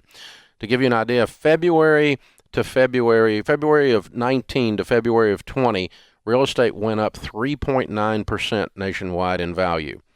From February of 20 to February of 21, it went up 14.9%. Wow. And so that's used housing. But part of that is that riding the cap of the shortage of inventory and the shortage of the lumber driving these lumber prices up. So if I'm in your shoes, I'm not going to ride it out. No, I'm going to probably go ahead and buy a used house. I'm probably going to park my plans to build until some of the smoke clears on this craziness that's out there. Let this market balance back out a little bit. You'll be able to get better attention from a builder, and you'll be able to get a more predictable, reasonable price. And that might be 3 years. But in the meantime, I don't want you in that trailer. I'd be buying something. That'd be my plan. Yeah. Hey, thanks for the call. It's a crazy time. This stuff is white hot out there. It really is. But, there are some opportunities. I was reading a story recently of the Wall Street Journal of how a lot of young couples are moving out of urban areas and into suburbia, and they're buying older homes that are still a good value. But what they're doing is they're taking their cash and they're putting the cash into reno. So again, we preach cash on this. But into renovation. Yeah, but if you can renovate it and kind of make it more valuable, make it livable, if it's livable to begin with, they got 2 little girls here. Yeah. So depending on how short he is, they had planned to sell and then buy, just keep saving and get pretty close. But I would go the used route too. I agree with that just because you can't go wrong there. Yeah. Yeah. Well, and you're either way, whatever you do, you need to be in the ownership role because it's going to go up. It's right. I mean, a 15% increase in real estate prices in 1 year. That's extraordinary. I haven't seen that since the 70s. Yeah. When we had double-digit inflation. Right. And real estate was a big part of that. When I got in the real estate business in 1978, they taught us when we're doing a comparative market analysis, doing an appraisal, that for every month that the comp was old, add 1% for increase in value. Mm-hmm. So if it was a 4-month-old comp, you'd add 4%. That's a 12% annualized. Wow. And, of course, that's not happened in decades. And do you see it being how much? I think it's temporary. Yeah, because we're seeing this because of new home building. I mean, it's all this supply demand. It was just this pent up demand. Everybody's sitting around looking at their house, going, "I hate this place." Yeah. And they hadn't spent that much time at home before. Right. And so they put it on the market, sold it, and there's just a shortage. Is it also because new home builds have slowed down? So once they speed back up, now inventory increases and then pricing drops. Yep. Because you couldn't get lumber. Are you worried about a housing bubble? No. Why? No. Because there's a shortage of inventory that'll balance out. Yeah. This is not. This is natural supply demand, is what you're saying. It's not some false. It's not just a froth. It's not a hyper crazy people going nuts. Okay. Just for the sake of going nuts. Lisa is with us in Spokane, Washington, to start off this hour. Hey, Lisa, what's up? Hi, Dave. Thanks for taking my call. So here's the deal. My husband and I were in the process of building a house. We actually had the foundation go in last fall with construction due to resume this spring. And then we found out last week that our construction budget went up 40%. So we've been on this financial plan to do this really intelligently, and now it's just gone off the rails. So we're going to put that on hold due to COVID. And I have this big chunk of money sitting in our savings account waiting to pay for this home that now it's not working for us, right? It's making, 1% in our savings account. So we'd love to get your advice. I have some thoughts on whether to just park it in a savings account. We have a rental property that we owe some money on. We had sold our primary home, and I'm renting a home right now. Just could use some direction. Why'd you stop building last fall? So we're building in a mountain environment up at a ski resort, and you have to weather. Exactly. So we put in but the you foundation. didn't have your materials and all locked down by contract? So we didn't. I feel a little bit let down by our contractor, honestly, but we did not. No. So we just found out literally last week. He told us. He gave us a revised. That's the difference in you sweet people and me. I wouldn't be a little bit let down. I'd be pissed off. like 40% pissed off. That was his job to lock this up. I mean, my gosh. Yeah. I'm working with a contractor right now building a building or anticipating a building we're breaking ground on in 2 weeks, and I've been wearing them out about locking in everything because because of the same stuff you're facing. These shortages on materials have gone through the roof, caused prices to go through the roof. We're going to see inflation come back, I'm afraid, because of it. So how long do you what is your guess on when you actually do build? Wait, do you think that it will go back down? I mean, you don't know, right? I don't know. Economists and weather forecasters are the only people that can be wrong and keep their jobs. Okay. And wait a minute, medical doctors predicting virus infection rates, but there he did. He went and did it. They can be wrong and keep their jobs too, but anyway, sheesh. So what's your question for me? I don't know. I do know. I am pretty sure you're going to see something come back down. There's a reason that steel and wood and lumber and now plywood right behind it are going through the roof, as I understand it from the people we're working with in the business, because I've got several construction projects underway myself. And plywood is actually glue. There's a glue shortage, and that makes the plywood with. And so we're going to see plywood probably triple in the next 90 days, is what I'm hearing. And it's already high. Lumber packages the factories were shut down and they were not producing inventory supply at the rate that it was going. It's not like there was this huge building spike and the factories were operating at normal. They weren't operating at all. And then on top of that, there was a good sized spike in building. So as the spike slows down and the factories get back to capacity, supply-demand curve is going to drop these prices down. Steel is not going to stay where it is. Not for 5 years. It might for 24 months, though. I don't know. I don't know on that. But so the answer to your question is, how long do you think you're parking the money? The longer you're going to park the money, the more you're going to want to put some of it into something like an index fund and take a little bit of risk with it to get a little bit more money. So it could be 2 to 3 years. Okay, so you're thinking. I would love it if it wasn't. You emotionally are prepared for a 2-year storm. Okay, I don't know that you're wrong on that. So I'm curious, Dave. How much do you owe on the rental property? Okay, so we owe $103 on the property, and I have $180,000 sitting in the savings account. Okay, when you get ready to build, would you be willing to sell the rental if you had paid it off and needed the money? If I need to, we definitely would do that. Yeah, because that's why I was wondering. That's a really safe place to get a 3 or 4% rate of return on that $100,000. Pay that mortgage off. Okay. Ken's got a point. That's where he's going. I jumped the gun, but yeah, that's what you were thinking. How much money is in savings for this building project? So I have 180 in savings, and we already have, we own the land outright, and we have no debt on the foundation is in and done. So we already have, 100,000. Parked over there in concrete right now, but that's neither here nor there. You're not going to tear that down. So no. You could either do one of 3 things or some mix of them. Pay off the home, the rental, and then be willing to sell it when you gear back up, because you're going to need the cash back out of it. I'm not going to turn around and borrow back on it if you do that. That's kind of a point of no return on that. The second thing is you could park some in an index fund. Index funds are going to follow the market, whatever it does. You could lose 10% of what you put in there over a 2-year period of time. It'd be highly unusual. The number of times a 2-year period in the stock market's history is down 10% is like 2% of the time or something. It almost never happens, but it could. I park stuff for short term like that if I can afford to lose the spread, lose 5 or 10% on it in an index fund. And you might make 10% instead of 1% on that portion. And then some of it you park in just cash, and that's your safety bellwether. So I probably wouldn't do the rental and the index fund. I'd do one or the other and leave the other half in just cash. Yeah. Okay. So you got half of it real safe, half of it's either in that rental and into the index fund, that kind of thing. Hey, thanks for the call. If you thought this episode was good, click here for the next one where you're going to hear some of the most epic Dave Ramsey rants of all time. Because we know it makes a difference. And so what we're going to do is we're going to kick this thing off. We're going to run as fast and as far and as hard as we possibly can today because we know that there's something for each and every one of you in this room. And I think there's no better way to start our day than with the man himself, the one that started it all, and the reason why we work so hard and strive so hard, because he has set the pace. It is on his shoulders that we stand. So would you please get to your feet, get loud, welcome to the stage, Dave Ramsey!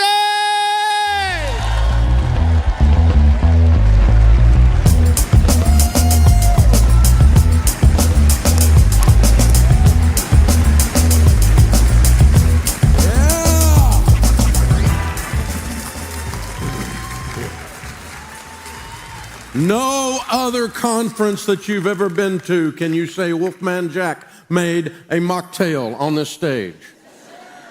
Wow. Thanks to Michael Reddish and the team last night. What a great job. That was a lot of fun. Very, very well done. So, last week, we had 5 million minutes viewed of The Ramsey Show on YouTube in 1 week. It's bizarre. We were one of 4 podcasts in history for a while there that had over 1 billion downloads, and last week we were at 1.5 billion downloads. 1 billion. That blows my freaking mind. And now over 1 billion views on YouTube as well. It's crazy, y'all, what is going on. But when we look back, I mean, it started, of course, as a talk radio show, and it was called The Money Game, then it was called The Dave Ramsey Show. Now it's The Ramsey Show, and it's on podcast, YouTube, talk, Sirius XM, everywhere. Anywhere you can get anything, you can find the thing. I mean, we're everywhere. We put it out everywhere. We're pretty much platform agnostic in that sense. But way back there, I'm teaching Financial Peace University. It's 32 years now we've been doing this. Way back there, I had a lady come up after class, and she said, you know, this stuff, I mean, y'all changed my marriage. You saved our marriage. I'm like, honey, it's not a marriage class. We're teaching about mutual funds. The sex class is down the hall. I mean, it's like, what are you talking about, saved your marriage? And then people would come up and go, you know, I changed my career and I make 6 times more than I used to make because of the stuff where you taught. I said, I wasn't teaching on careers. And then one guy came up and he goes, I lost a bunch of weight. Another guy came up and he goes, my mother-in-law was driving us crazy and we learned to tell her no and set boundaries. And I'm like, I wasn't teaching. They got all that from that show. I couldn't figure it out. And then it took probably a decade for it to dawn on me, because I'm a little thick, that really what was happening was we're talking about life through the lens of money, and people's lives are being touched in every area through the lens of money. And I went, oh, that's what we do. We're not a money thing, because money goobs are just money goobs. All they do is just your mother's 401k boring meeting, right? Thing. And we're not that. We're about life. And money just happens to be the lens through which we open up the door for some people. But nowadays, of course, we're into the whole mental wellness area with Dr. John Deloney's success and Ken Coleman's success in the career area. So 14 years ago, I got this bright idea to do this thing called a SMART conference. This is the 14th year. And I thought, well, what we're going to do is, since we're touching all these areas of lives, we're going to bring out thought leaders and experts in every area of your life and bring them onto the stage and bring solid content and all in one day. I mean, we're going to deal with relationship issues and boundary issues, and we're going to deal with career issues and money issues, and we're going to take the whole day and unpack that. And we started doing that originally with people that were friends of mine that were authors in those spaces, and now as we've grown the stable of Ramsey personalities, now it's all Ramsey personalities covering those subject areas, which was the plan all along. That part was a plan. And so here we sit. So today, you've got an all-star lineup. Some of the best-selling authors in America today in these spaces. Some of the thought leaders, some of the best, most viewed YouTube channels and podcast downloads and their individual shows. I mean, Smart Money Happy Hour is a major hit, as an example. And so these people are moving the needle all through the day, and I'm blessed because they're on our team. Rachel Cruz, my daughter, will be up here talking about money, of course. George Camel, absolutely unpacking. His new YouTube channel has gone bananas. Jade Washaw is coming in. She's 1 year on the team and already a fan favorite. Absolutely incredible. Ken Coleman, Dr. John Deloney in the mental health area and the relationships area and career areas. And then I'll wrap up the day, of course. Hey, lots of surprises throughout the day, but this is full on some of the best in the world on this stage today, and I'm very proud of them. I'm very proud that you guys are here. So what can happen is you got all these different areas of your life, and almost all of us have one area that we're strong in, or two areas that we're strong in, maybe three. We've always got at least one area we could work on. And even the ones we're strong in, we could get better at. I mean, I'm really good at the money thing, but I could even do better. And I'm really good at some of these other things, but I definitely could do better in some of these other areas. So be watching and go, hey, I'm gonna get better in all of these areas. I'm gonna incrementally move the needle, because if you move the needle in all these different areas all the way around, you can do anything if you take a step at a time. That's where we came up with the baby steps, a step at a time, right? How do you eat an elephant? A bite at a time. So back in my 40s, my wife decided, she's a health nut, which is wonderful because she has zero body fat, and she's my wife. That's wonderful. It's also simultaneously shaming. But she decides she and some of her little running herd, she runs with this herd of women down at the Y, and her little running herd are going to run a half marathon. And I'm like, well, that's cool. And she goes, but you have to come down and support me. And I'm like, well, why do you need support if you're going to run it? I just do it. And so anyway, I went down and it was amazing. I'd never been, if you've never been to a half marathon or marathon and watched it, it is a spectacle. Particularly the gun going off and all these people starting a long day right down through there, and it's like, man. And so I drove around, figured out the thing and park, and I'd run out and be there and yell, and then drive around, and 10 minutes later I'd be in another place and yell and all this stuff. But I came away from that with this interesting experience. You've had this experience too. I'm watching some of these people run, and I'm going, how are you going to make it 13 miles? You ever looked at people and you're going, and it's like, it was some unusual styles.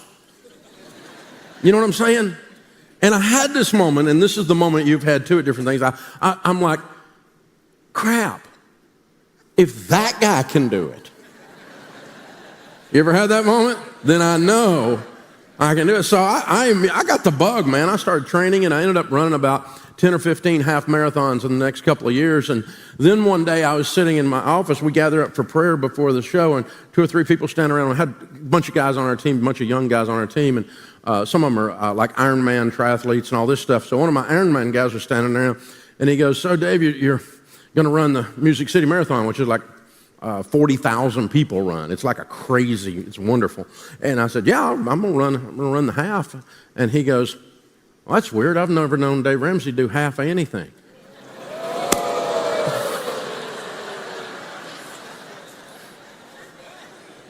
Changed my registration to run a full. Trained and studied the nutrition and all this stuff.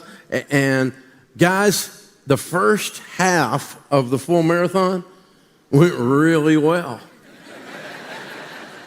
But somewhere around mile 16, I blew an IT band, and if you don't know what that is, there's this thing running down the outside of your leg, and so I'm hitting every water station, wolfing Tylenol and Advil, and they're like, sir, you can't have all that, and I went, too late, I'm going with it. It's like, and so just catch me if you can, and here I go, right? And man, I won't tell you my time, but I will tell you that I finished.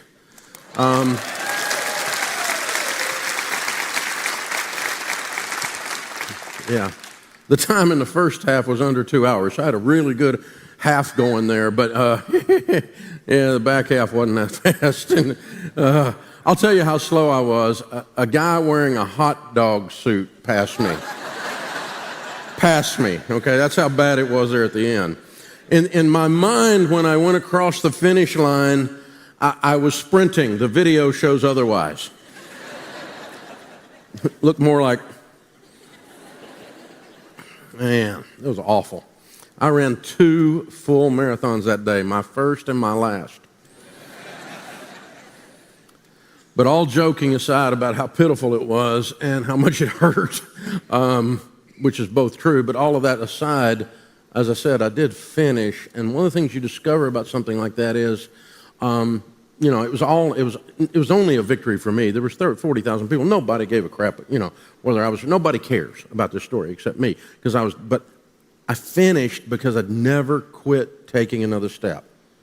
Just take one more step. It hurts. I don't care. Take another step. I'm uncomfortable. I don't care. It's raining. Take another step. I don't care. It's cold. I don't care. Take another step. Take one more step. Just take one more step. One more. I know. We got another mile. Take another step. One more step. One more step. If you keep taking a step, you can get anywhere, guys. The trick is just don't quit, right? Martin Luther King said, if you can't fly, then run. If you can't run, then walk. If you can't walk, then crawl. But whatever you do, you have to keep moving forward. And that's what you're going to do with what you learned today. One step at a time, keep moving forward. Hey, listen, mistakes don't define you, they refine you. You made some mistakes, well, welcome to being human. You screwed up this morning, so what? Start again, right now. Take another step. The windshield is grace. The rearview mirror is small for a reason. Whatever happened in the past, we'll glance back there and make sure we don't do it again and run over somebody else. But right here, this is all options in front of us, right? It's all options in front of us. So to kick the day off, this young man is on fire. I just finished his new manuscript, reading it, and wrote the foreword to his new book that will come out. We haven't officially announced it yet. You're the first group we've told about this. You'll start hearing about it soon. It'll be on pre-sale for Christmas and will come out in January. It is an absolutely incredible, lights-out manuscript. This book is going to go so big. I am so pumped about it. And this guy is his YouTube channel. He has the gift of snark, which is one of my favorite spiritual gifts. And he can really bring it and keep you guys on your toes. So please welcome to start our day, the one and only George Camel!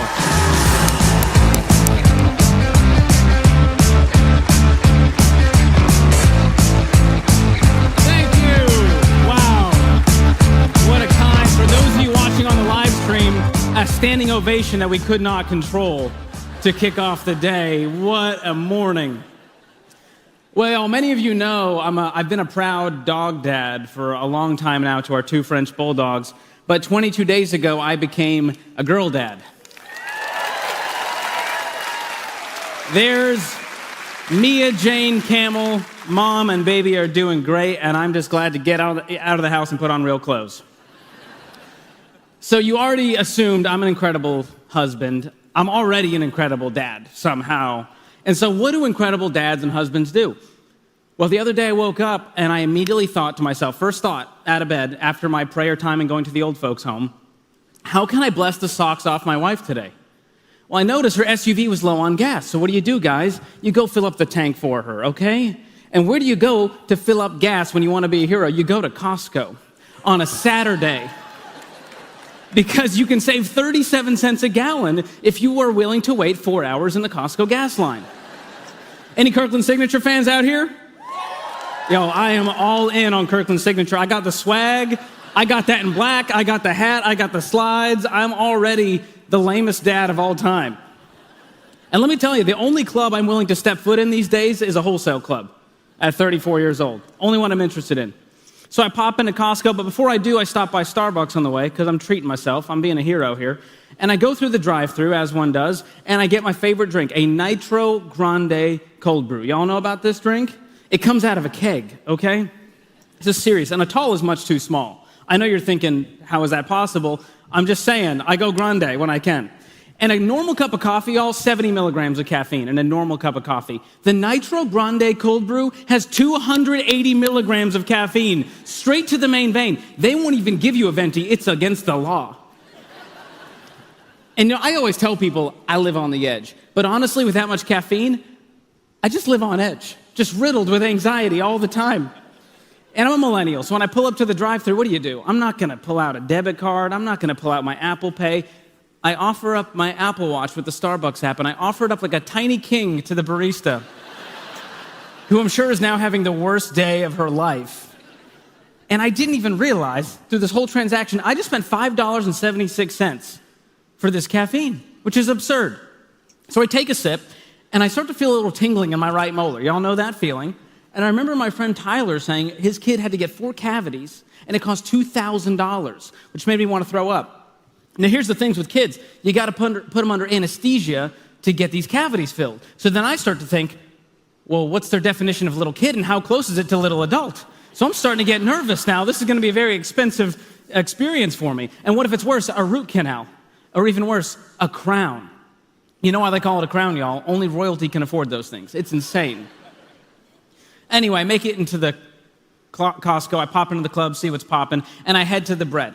Now, if you know me, you know I'm a gluten-free gladiator. Okay, that's the lifestyle I lead. Here's the problem. Gluten-free bread is like $4 more than regular bread. So I say, no thanks, Tom Hanks. We're headed to the lettuce. We'll do lettuce wraps this week. It's fine. Improvise. Now, romaine is $3 a head. When did that happen? Everything got expensive. Now, we could settle for iceberg lettuce, right? But we all know that's peasant lettuce. We can do better. So I spring the extra dollar like a baller, and I get the romaine. We're moving on. Next up on the list, TP. And y'all know it's been a weird time for TP. These last few years have been hectic, y'all. I mean, you're going down the aisle the wrong way. You're about to get tackled by security during COVID, only to find there's no TP left except for the generic brand. Now, I don't know about y'all, but my parents didn't immigrate to this country from the Middle East for me to use generic brand toilet paper, okay? That ply is much too thin. Life's too short for one ply. That's all I'm saying. And then they try to confuse you with marketing. Y'all know Big TP is out to get us with their marketing. You got the 6 double, it's 12 regular, 7 giant, 15, carry the 2, square root of 7, and you get a migraine. It's exhausting. And let me tell you, I've had it up to here with Charmin's potty math. And so I did the math for you guys once and for all. So take notes in your workbooks, live stream at home, make sure you're writing this down. This is the most life-changing information you might get today. Here's how it goes down. 6 double rolls equals 12 regular rolls. That's 2x. You tracking? 6 giant, get that phone. Someone answer that. Is it your mom? Okay. 6 giant equals 14 regular rolls, right? 2.3x. 6 great rolls is 17 regular rolls. Then we get to 6 double plus. That's 19 regular rolls. Then we move on to 6 mega rolls, which is 24 regular rolls. Then they got the kids in the marketing meeting and they said, kids, we need something better than mega. And the kids were like, mega plus. And so they went, all right, mega plus, that'll be 27 regular rolls. That's good math. They said, kids, we need something bigger than mega. Super mega! Okay, 6 super mega rolls, 36 rolls, y'all. So if you take nothing else from this talk, remember this. Super mega is the best bang for your butt. That's all I'm saying. So after an hour of math, I soldier on to the rotisserie chicken. And y'all know where that is. Very back of the store. They do that on purpose, okay? And so I'm fighting the carts. And on my way to checkout, what do you run into? Samples. I'm a sucker for the free samples. And all of these carts is run by like a cartel of 78-year-old women who escaped the old folks' home, right? They're like the sweetest old ladies. You feel bad not having a full-on conversation and asking about their grandkids. And so I get suckered in to buying a jar of pepper jelly, a gallon of hummus, a metric ton of enchiladas. I mean, these women would crush it in MLM. I'd be buying all the Tupperware at their party. And so I get to the checkout, and guess what, y'all? I get out of there for under $100. That's a Christmas miracle at Costco. They check your receipt at the door to make sure you spent $100. That's what they're there for. And what do you see at the food court on your way out? The greatest inflation hedge of all time. The Costco hot dog and 20-ounce drink for $1.50 for over 30 years. Give it up for the Costco hot dog. It's incredible. Y'all, you want to solve inflation? Have the Costco hot dog run for president with the 20 ounces the running mate. Honestly, they couldn't do much worse than what we have. Give them a shot. And so finally, I make it to the gas line, which was the one reason I went to Costco in the first place, right? Another life-changing decision now. Which line do you choose?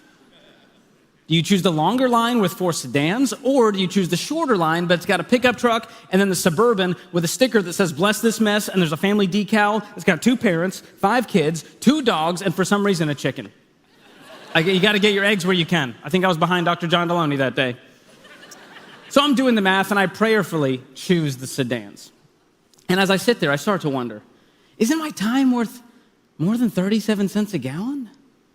What is my time worth? What is my life worth? All of this effort to save $5 when I just sampled my way into 100? Am I a pawn in this giant wholesale scheme? Or is this a lesson in patience? Maybe the Lord is trying to test me. I'm the modern day Job. That could be it. And then I start to wonder, why does God allow good things to happen to bad people and bad things to happen to good people? And which one am I? I snap out of it because people are now watching this existential crisis happen. It's getting awkward. And I realize, and y'all been there, I'm on the wrong side. And so I got to pull this thing 47 feet to the other side of the tank and hold it against it. I'm stretching this hose. And that's when I have the depressing realization, I didn't drive my wife's SUV today. I drove my Tesla. I don't need gas. I need therapy. It's a crazy time right now, y'all. Things have been hard. 2023 has been chaotic. 2024 is going to be chaotic, I'm sure. The eggs went up. The banks went down. The housing market's still sideways. And air travel, sky high. They're flying 30,000 feet now. And if any of you, who flew Spirit to get here? Any brave souls? Man, we are so glad you made it. We were all worried. We had a prayer circle before the event to go, we know, Lord, one of them is flying Spirit. Spirit be with them. Okay, like life is good. We can all, like if you think about it, right, gratitude, like we all read Rachel's contentment journal, yes, be content, gratitude. But it's been hard, y'all. For so many out there, money's still tight. We got no margin. We're not where we want to be financially. We thought life would look different by now, right? We thought, well, next year will be better. And it might feel like you'll never get ahead with money. Maybe you're feeling frustrated, you're feeling anxious, you're feeling out of control, you're running 1,000,000 miles an hour, you're trying to do your best, trying to keep up with life, trying to stretch every dollar you can, you're doing all the right things, but you're stretched thin, thanks to your bills, your inflation, your payments, your lifestyle, and you're feeling stretched thin too. Oh, we know it, the stats show 7 out of 10 Americans living paycheck to paycheck. And it might feel like this money anxiety is always gonna hang over your head like a dark cloud. But I know this, we weren't meant to live like that. We were made for more than survival. And so the truth is, when it comes to money, you can go from stressed to #blessed. And that is not a pound sign. We've co-opted it as millennials, and you must write it into your blank if you're in the room with me here, because my love language is trolling. So what does it mean to be blessed? We've heard that word thrown around. You know, I moved to the South. That's all we say, bless his heart. And I realized that's not a nice thing to say to someone. Well, to me, blessed means you got freedom, you got peace, you got joy. You get to live life on your terms. And I know how it feels to be stressed with money. 2013, George was a very different person. Look at that guy, don't laugh. Behind that gentle emo smile and that single-use disposable H&M cardigan was a guy who was frustrated, he was anxious, he was hopeless, he was cynical toward adulthood because he did everything that society and his parents and his guidance counselors told him to do, and he felt screwed by the system. And I realized, y'all, if you follow the trends, you fall for the traps. And I just followed the crowd. I followed culture's ways of handling money, and it ended me $40,000 in consumer debt, $36,000 in student loans, living off my credit card, another $4,000 there between Discover and American Express, thinking I was winning, thinking this is the path, y'all. They told us this is the path you got to take. And my life changed when I got on a plan. I started working for this guy named Dave Ramsey. He went through financial peace. And I found out about this stuff called the Ramsey baby steps. And over 10 million people have followed this stuff to get out of debt, build wealth. Many of you in this room have followed it, and you know it works. So let me tell you how this works. Baby step 1, $1,000 starter emergency fund. Once you get that, baby step 2, we're paying off all of our debt using the debt snowball, except the house. Then we move on to baby step 3. We got no payments now. Let's save 3 to 6 months of expenses in a fully funded emergency fund. Then we move on to baby step 4, investing 15% of our household income into retirement. Baby step 5, we begin to save for our kids' college funds so that they're not burdened with the shackles of student loan debt. Then we move on to baby step 6. We got our mask on, we're investing, the kids are taken care of. Now we can pay off the house early. Think about that. And once you do that, you're at the mountaintop. Baby step 7, the world is your oyster. You get to build wealth and give like no one else. It's a good place to be, y'all. So if you're in the room here, circle the baby step that you're on, star it. That is your one mission that you're focused on. And some of you might be at that 4, 5, 6 stage doing them all simultaneously, but a lot of you are going, I'm just getting started, man. I got some debt to pay off. I need to get that emergency fund built up to get a buffer between me and life. That's your mission. Now, remember 2013, George? Well, he didn't stay that way. Following the baby steps, I paid off $40,000 in debt in 18 months.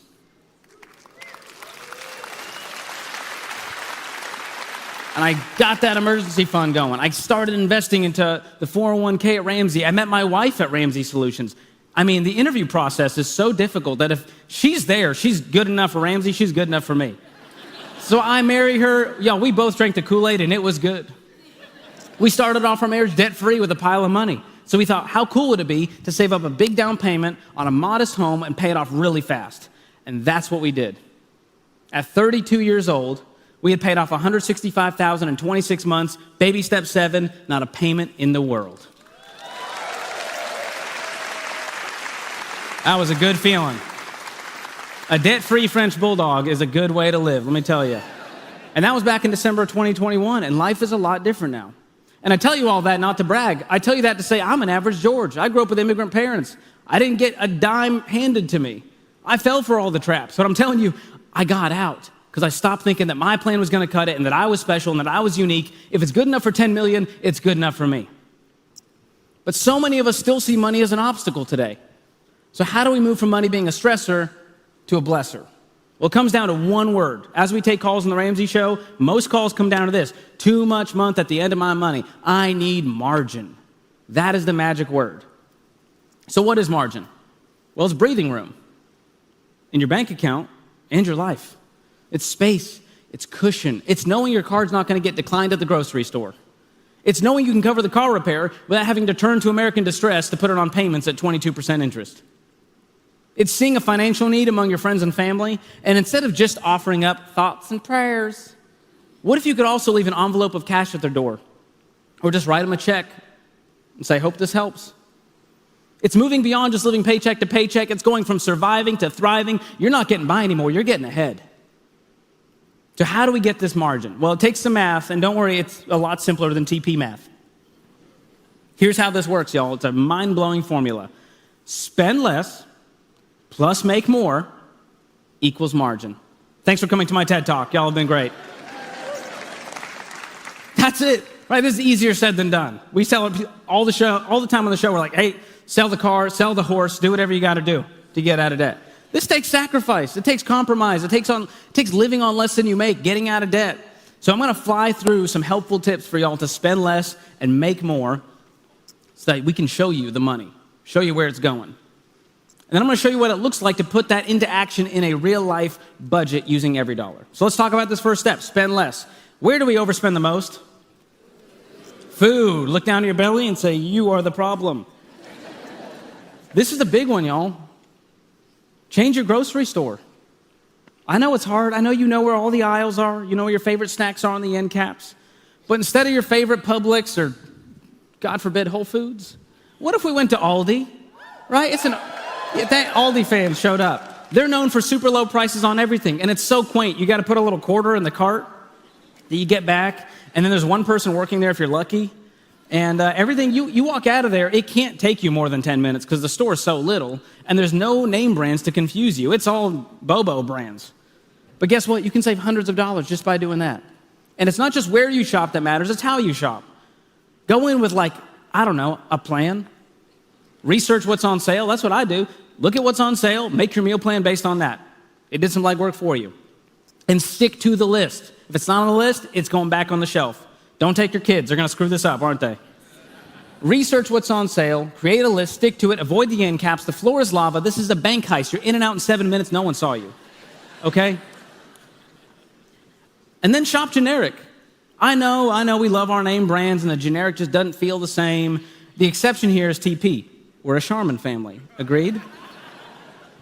And guess what? Put the generic cereal in the name brand box. Your kids won't know the difference, y'all. And they have your DNA. So what does that say about you? Just saying.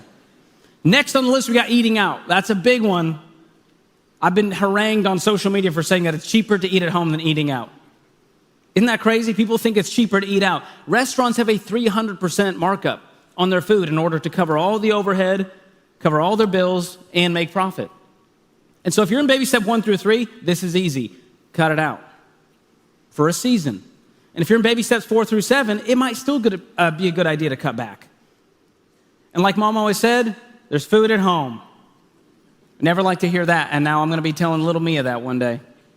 And besides food, another budget buster is subscriptions, y'all. Are we just exhausted by these subscriptions? I mean, I feel like an auctioneer just listing them out. We got apps, cable, Apple TV, YouTube TV, Netflix, Hulu, HBO Max, Disney Plus, Peacock, Spotify, Apple Music, Amazon, Audible, Birchbox, Peloton, Paramount Plus. Are you broke yet, y'all? It all adds up. If a subscription isn't changing your life, and none of them are, by the way, time to cut it. And pro tip for my iPhone users, take out your phone and go to Settings, click on your name, then click on Subscriptions. And you'll have a little list of all the reasons you don't have money left over. So hit the cancel button on those and see if you can live without it for a little while. Android users, this is also very simple for you. Take your phone out, throw it away, and get an iPhone. It's time. It's time. I want the best for you. I want what's best. I want you to live like no one else, okay? I'm kidding. Don't throw it away. Sell it for $20 or whatever it's worth. Get some quick cash. Now, most of these subscriptions, y'all, they're wants and luxuries, if we think about it. You can survive without them. The only thing you really need is food, utilities, housing, transportation, and the redeeming love of Jesus Christ. Everything else is gravy on top. Anything else is just, we're thriving in today's society. But it's hard to get control over spending. So I developed a simple way to become a smart spender, and I cover this in Financial Peace University Lesson 5. I'll give you the Spark Notes right here. And it spells out SMART because I love an acronym, and I even got the team to buy these really expensive letters behind me just for this talk. So kind of them. So the S is for self-awareness. Ask yourself these questions. Is there something I'd like to buy? Is it going to add value to my life? Every purchase has got to serve a purpose. If you can say yes to that, we move on to motive. The M, am I buying this for the right reason? A lot of times, if you think about it, there's external pressures. We got boundary issues we got to solve. We're doing this out of emotion. It's a retail therapy. These are bad motives. They're going to keep us broke. If we can say, yes, I'm buying it for the right reason, move to the A, affordability. Is this in my budget? If America answered this correctly, we would be $0 in debt as a society, wouldn't we? If it's not in the budget, it's a no. But if you can say yes to that, it's in the budget, you're doing it for the right reason, we're going to move on to the R for research. Is this the best option, retailer, and price? Here's what this step is. Just think for a second. Don't do something impulsively. Search for that promo code. Don't just walk into the store and see something on the shelf and buy it. Do a quick search online. And if you've done your due diligence, move on to the T for timing. Is now the time to buy it? This one comes down to opportunity costs, priorities. If we spend $5,000 on this toy, we can't spend $5,000 investing into our future.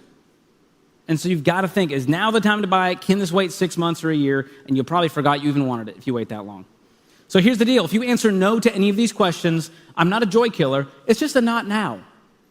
Adjust your motive, adjust your budget, adjust your lifestyle, adjust your patience until you can say a confident yes to all 5 of those questions. And I'm telling y'all, I dare you to use these questions as a filter and see if it changes the way you spend, especially if y'all are credit card people. If you switch to a debit card and use these questions, you will feel like you got a raise. I guarantee it.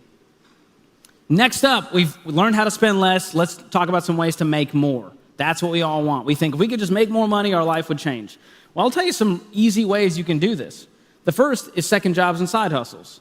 More effort equals more income. A lot of people, they ask on the show, hey, what is something I can just do from my bed while scrolling on my phone that can make hundreds of dollars a month? I'm like, those are the people that will pay you to go do stuff for them in the real world. They're paying for convenience. So the best money you're going to make is getting out there and busting your butt. And so turn your skills and hobbies into a side hustle. If you're a teacher, you can tutor. You like to bake for events and weddings and make smash cakes for little 1-year-old birthday parties. Get creative. Put yourself out there. Post in your neighborhood Facebook group. See what happens. And regardless of skills, there's things anyone can do. If you got a driver's license, you can do these things. Deliver food, groceries, packages through apps like DoorDash, Instacart, Amazon Flex. You can make good money doing this stuff. We had a debt-free screamer say he made an extra $30,000 in 1 year doing Uber Eats as a side hustle.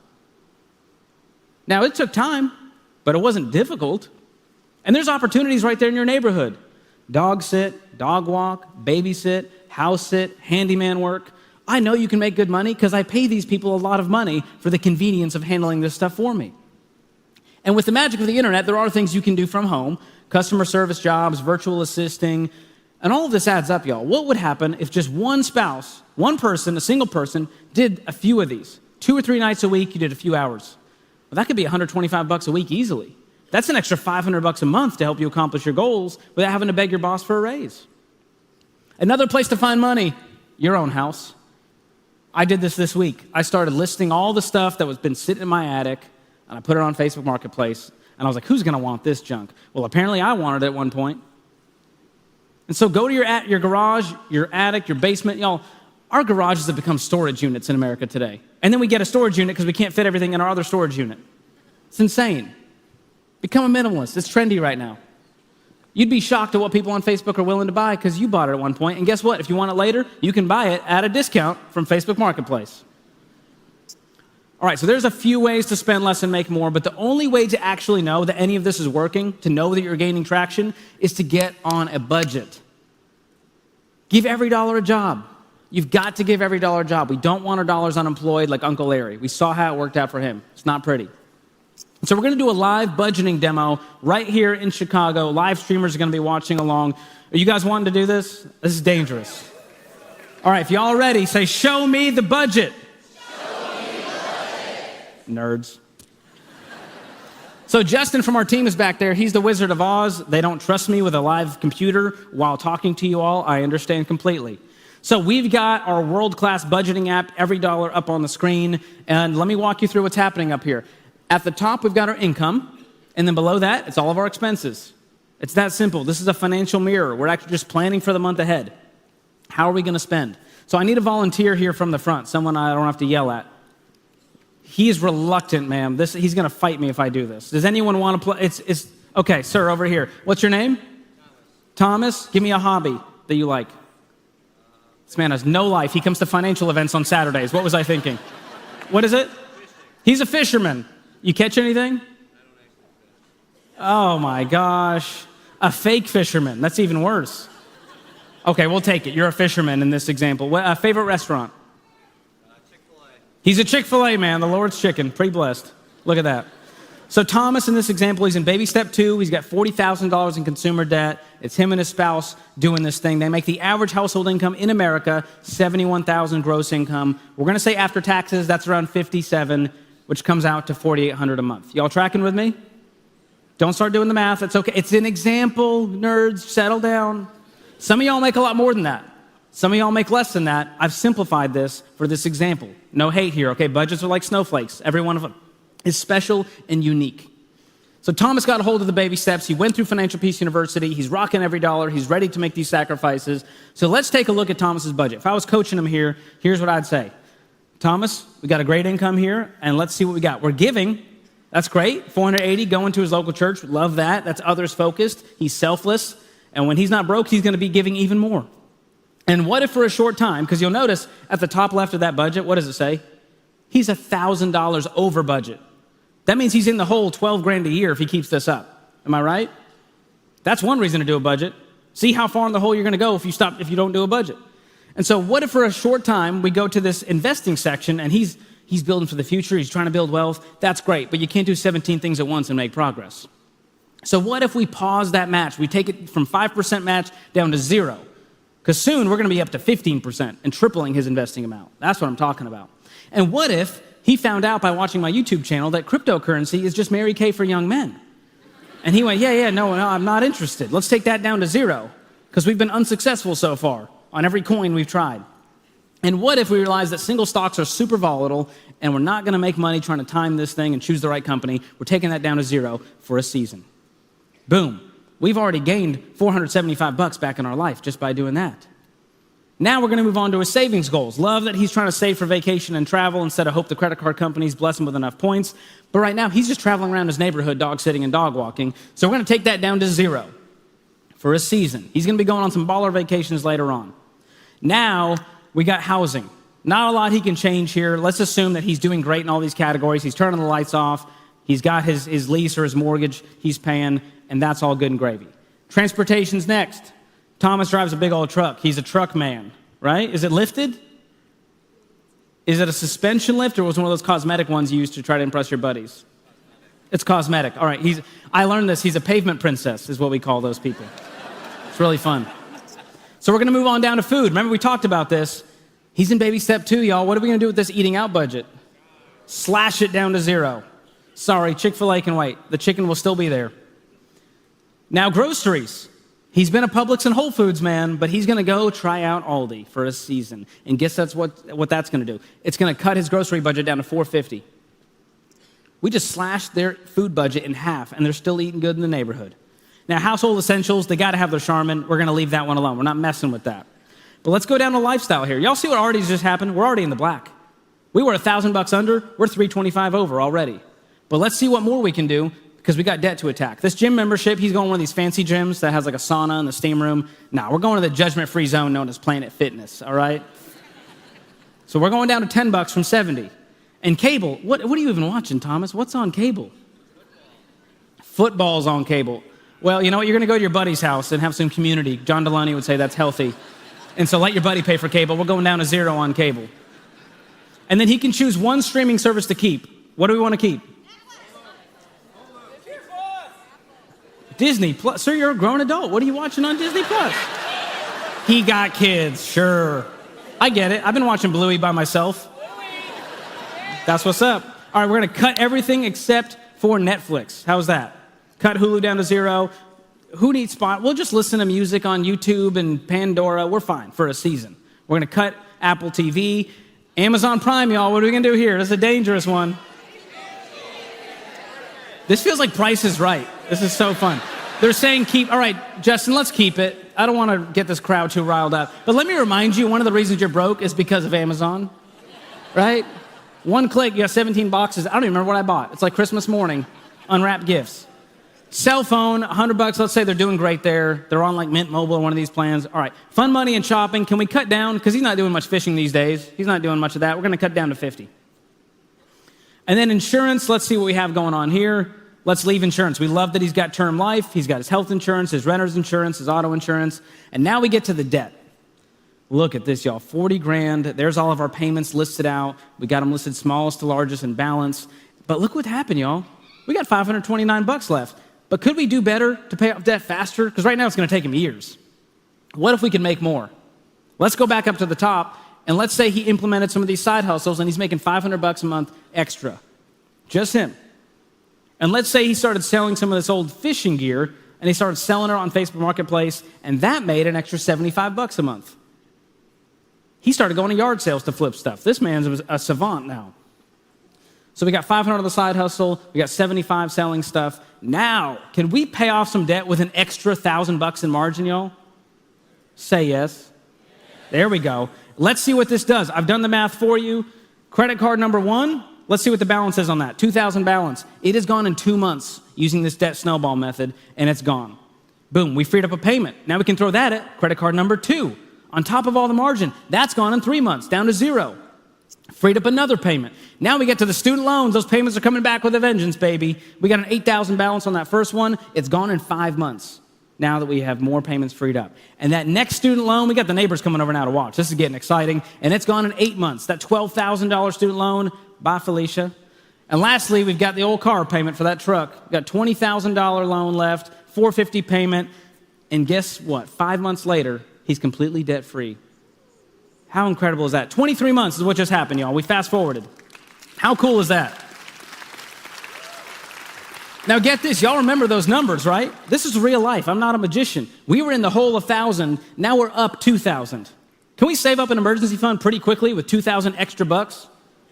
Can we begin investing 15% and still have margin left over to save for our kids' college? Can we save for vacations without hoping to be blessed with enough miles and points? Yes. Now we can pay off the house early. Now we can give more. We're not worried about our bills. We can worry about other people's bills. That's where life gets fun. You can bless them with outrageous generosity. You can leave a legacy. Y'all, margin puts us in a different place, financially, emotionally, spiritually. That's what I want for all of you. It's not about money. It's about, let's talk about money so we can stop talking about money. For the first time in your life, if you do this stuff, you're going to feel like you're in control of your money instead of it controlling you. And with more margin in the bank, you got more margin in your life to focus on what really matters. You got more time and money than you've probably had in years. You're more present with your family. You're more focused at work. You're a more generous person. That's a different way to live when you do what it takes to find that margin. And here's what I found. Doing this for 10 years now, following this plan, meeting all you amazing people who come to the lobby, share their story, do their debt-free scream, DM me on Instagram.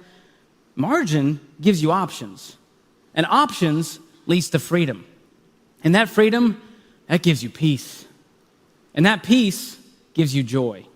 And all of that leads to a more meaningful life, a life well spent.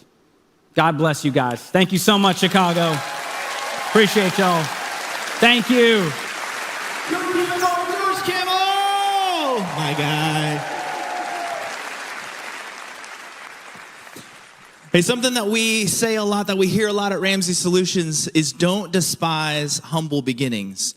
Because there's probably some of us in this room that feel like, oh man, I'm just at the very start. But we remind ourselves that we all start somewhere. And just because that's where you are doesn't mean that's where you have to stay. We all start somewhere. We don't want to despise humble beginnings.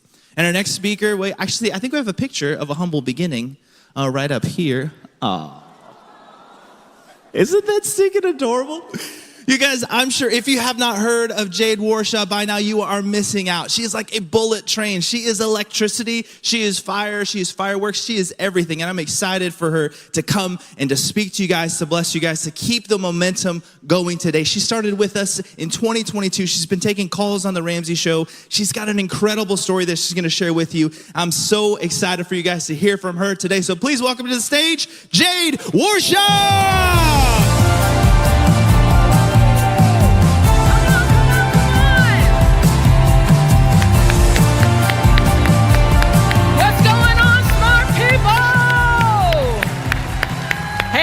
For you guys. I'm clapping for anybody who's given up a Saturday to learn about money, okay? Also, I want to say hello to the people on the live stream. Thanks for joining us. It is so good to be here. So, $460,000 of debt.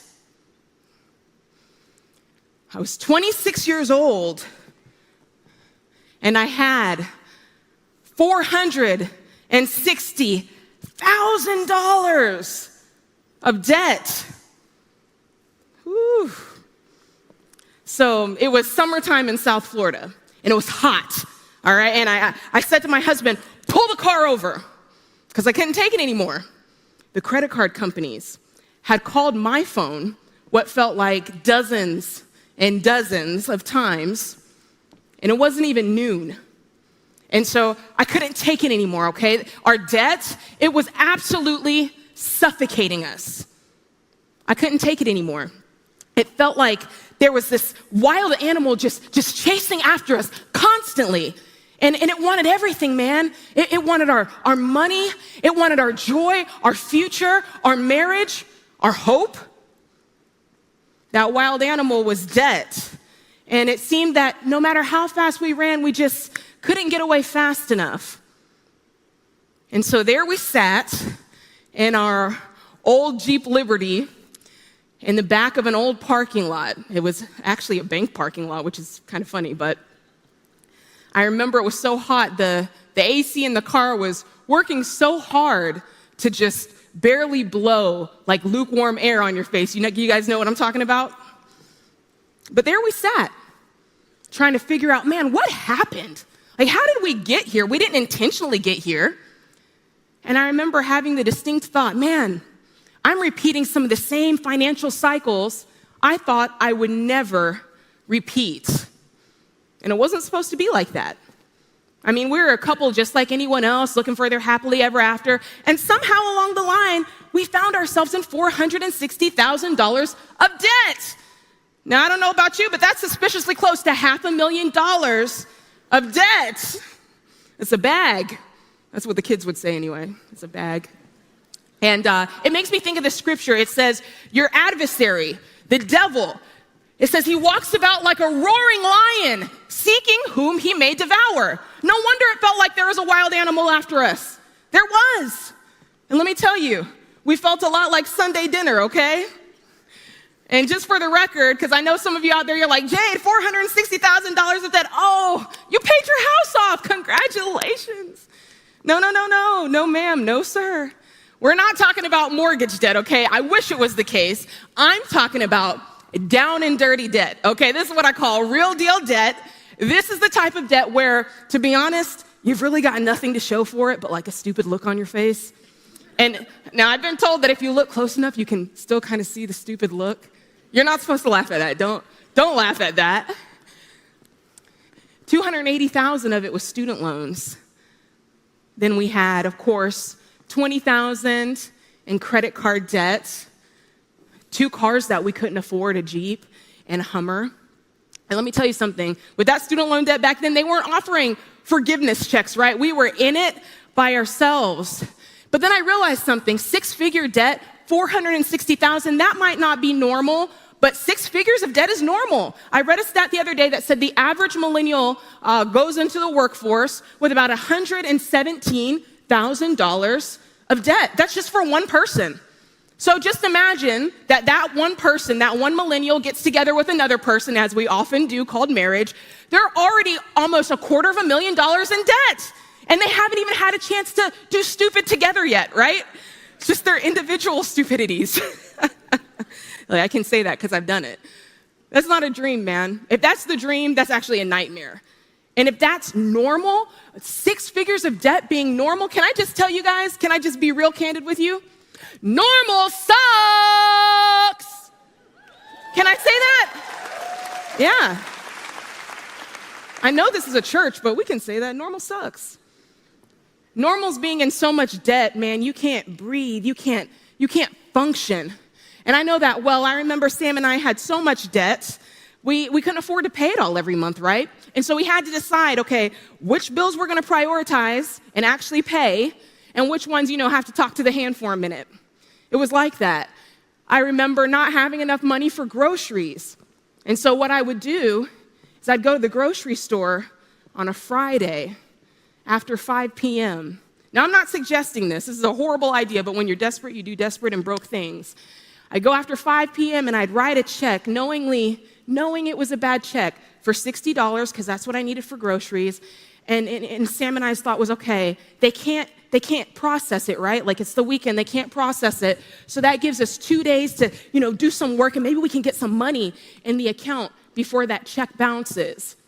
And sometimes we did, and it worked out, and sometimes we didn't, and we got hit with those fees. There were times when AT&T couldn't afford to pay them, so they were constantly shutting our phone off. Man, and the few times that they didn't shut our phone off, my phone was blowing up with 1-800-PAY-ME, right? Bill collectors. And so I learned to keep my phone on silent and keep it face down like that because I didn't want anybody seeing 1-800-PAY-ME calling my phone line. Too many of you guys can relate to this. Y'all know what I'm talking about. And some of you, maybe you're judging me very hard right now, and that's also fine. I will accept that judgment. But a lot of you already know, man, debt is destroying your day-to-day life. You feel that. You feel debt eroding your future. I don't have to tell you guys this. You already know debt. It turns your blessings into burdens, right? We've all experienced that. We know that debt will put rifts and barriers in the relationships that we care about most, right? That's why when your kid asks you for lunch money and you're living paycheck to paycheck, you snap off on your kid, right? It's not them, it's your financial situation. We all know that debt will keep us in jobs that we hate, right? Because at that point, you're just working to pay the bills. I got to pay the bills. It'll keep us in relationships that aren't good for us because we don't see a way out financially. Debt takes normal, everyday people and turns them into slaves. That's messed up. This verse right here really stands out to me. It says, "The thief comes only to steal, kill, and destroy, but I have come," talking about Christ, "that they may have life and have it to the full." Yes! There's another version that I like even more. It says, it's the thief's purpose. Like this is his only purpose, to steal, kill, and destroy. But it's my purpose, again talking about Christ, that they might have a rich and satisfying life. Man, that's good talk right there. Now here's the thing, because I already hear it. It's like, well, Jade, you're a Christian. I'm not really a Christian person. That's all right. I'm happy you're here. But I think we can all agree that based on that definition, stealing, killing, destroying, that sounds a lot like debt. In this case, I'm going to go with, hey, Debt is a thief, right? We see it killing our joy all the time, man. It's stealing the joy from our marriage. It's destroying our future. But Christ came. That's the part of the thing I like. That's the part of the verse. But if you pay attention, there's something about it that's very interesting. It says that we may have life and life to the full, that we might have a rich and satisfying life. Now, I don't know about you, but that's very interesting to me because the word may, the word might, it doesn't mean will, does it?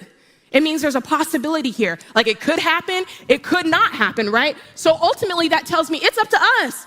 We're the ones that have to decide, man, this is the purpose. This is what's supposed to happen. And it's up to us ultimately to go after it. We have to believe that this is it, and we've got to run.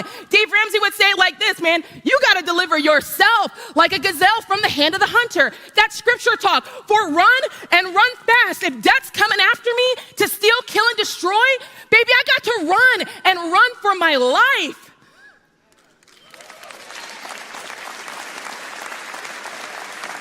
I will never build wealth if I don't first reclaim my freedom from debt. Now, here's the thing. It took Sam and I 7.5 years to pay off every cent of $460,000. Woo, 7.5 years. Yeah, you can clap for that. Thank you.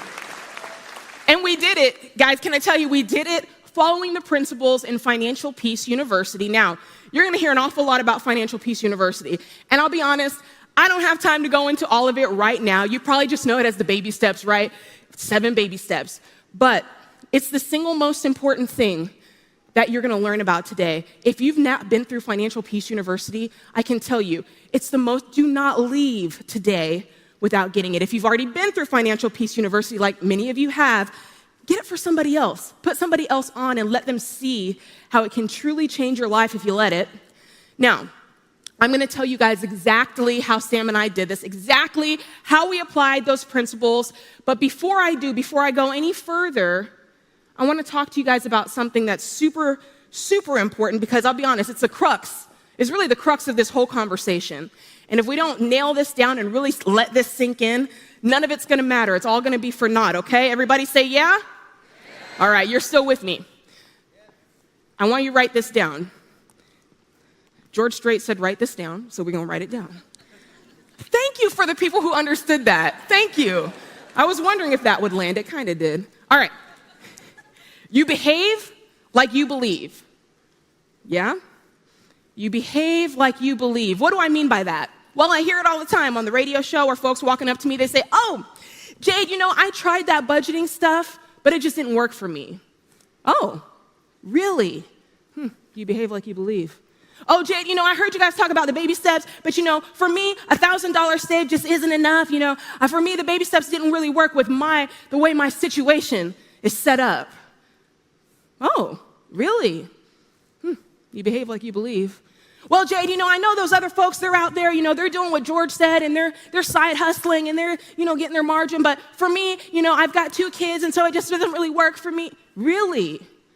Oh, you behave like you believe. See, belief is what we know is possible, what we know is true, and what we know can be accomplished, but it's also what we know is not true, and what we think is not possible and can't be accomplished. There's 2 sides of that coin. So, I don't know, I need you guys' input for this. So back in Nashville, there's a big highway that leads, it's a big thoroughfare right in front of Ramsey Solutions. It's called Highway 65. What's the big highway out here? If you know it, yell it out. 90, Highway 90?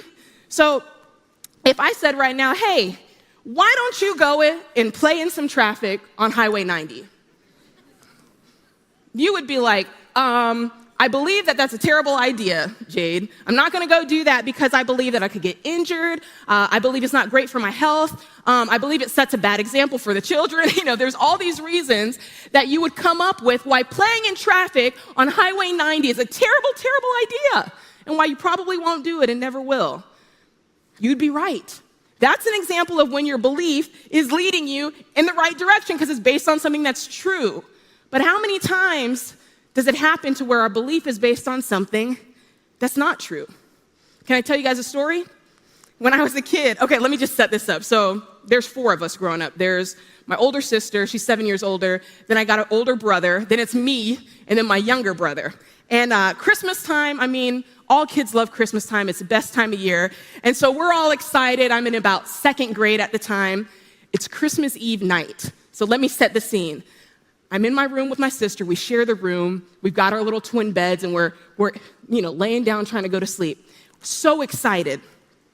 You can't go to sleep on Christmas Eve night. My sister looks over at me. She says, Jade, you better go to sleep. I'm like, I'm trying. It's Christmas Eve. I'm excited. She goes, no. We have to go to sleep. I'm like, what is happening? She says, Dad told me that if Santa Claus comes and we're not asleep, he's going to put pepper in our eyes. Come on, Dad. Pepper? Now, in the moment, I was like, what you say? He's going to put pepper in our eyes? She said, yep. Now, here's the thing. My dad, he's a pretty credible guy, right? So if my dad said it, that's enough for me to believe it. But then when my sister said, yep, and I believe it too, he's going to put pepper in our eyes, I'm like, oh man, it's going down. This is real. That night, I cannot tell you how tightly I was closing my eyes, willing myself to go to sleep. I did not want Santa Claus to put pepper in my eyes. Now, spoiler alert, we all know that that's not real, right? Santa Claus is not going to put pepper in your eyes if you are awake when he comes to put the presents under the tree. That's right. And I'm only going to keep it there. I don't know if there's any kids in the house, so I'm going to just keep it right there. Or maybe just some adults who are children at heart. But I'll keep it right there. But can you imagine if as an adult, I never let go of that belief, right? I'm just an adult and I hate Christmas time. Christmas rolls around and I'm like, oh, Christmas is terrible. I tell my kids, yeah, we don't celebrate that because, Kris Kringle, if you don't play by his rules, he's a real bully, right? I'm just telling my kids all these lies about Santa Claus. That's ridiculous. And most of you would say, oh, Jade, that's so silly, that's ridiculous. But can I tell you something? Some of us are still holding on to lies about money that our parents told us as kids. I think about that scripture that says, when I was a child, I thought like a child. I believed as a child. But when I became a man, I threw away childish things. I think it's time to throw away some of those beliefs about money that we grew up with, that our auntie and them told us, that Uncle Boo Boo told us, that our mom and dad and them told us. Because here's the thing, you behave like you believe. You behave like you believe. And here's the thing, if behavior is the car, man, belief is in the driver's seat. Think about that. Think about that. You're not going to be able to do this plan if your belief is not right. If behavior is the car, belief's in the driver's seat, so you have to ask yourself, where are you going? All right, now that I put that little nugget out there, I told you I was going to tell you exactly how Sam and I paid off this debt. And I'll be honest, you're going to walk out of here today and you're going to feel like a freaking genius. You're going to be like, man, I know exactly what to do. That's what I want. There were 3 things that we pulled out of the teaching in Financial Peace University that we were able to apply right away. I'm talking about immediately. Okay? We were able to do thing 1, thing 2, and so will you, and you'll even be able to get started on thing number 3. Everybody say yes? Yes. All right. Step 1, thing 1, you got to stop borrowing money, okay? You cannot solve a problem while simultaneously creating the problem. You've got to draw a line in the sand and say, no matter what, we are not borrowing money again.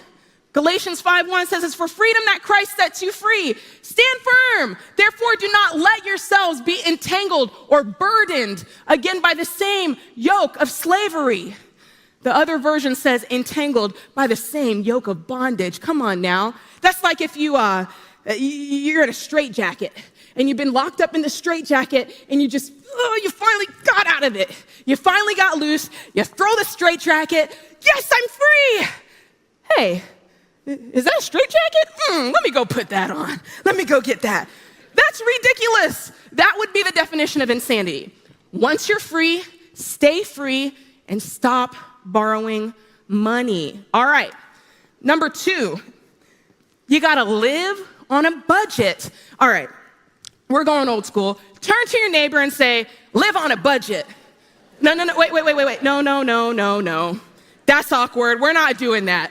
We're not gonna do that. But let's try this. Hey, turn to the other neighbor, your second choice, and explain why they were your second choice.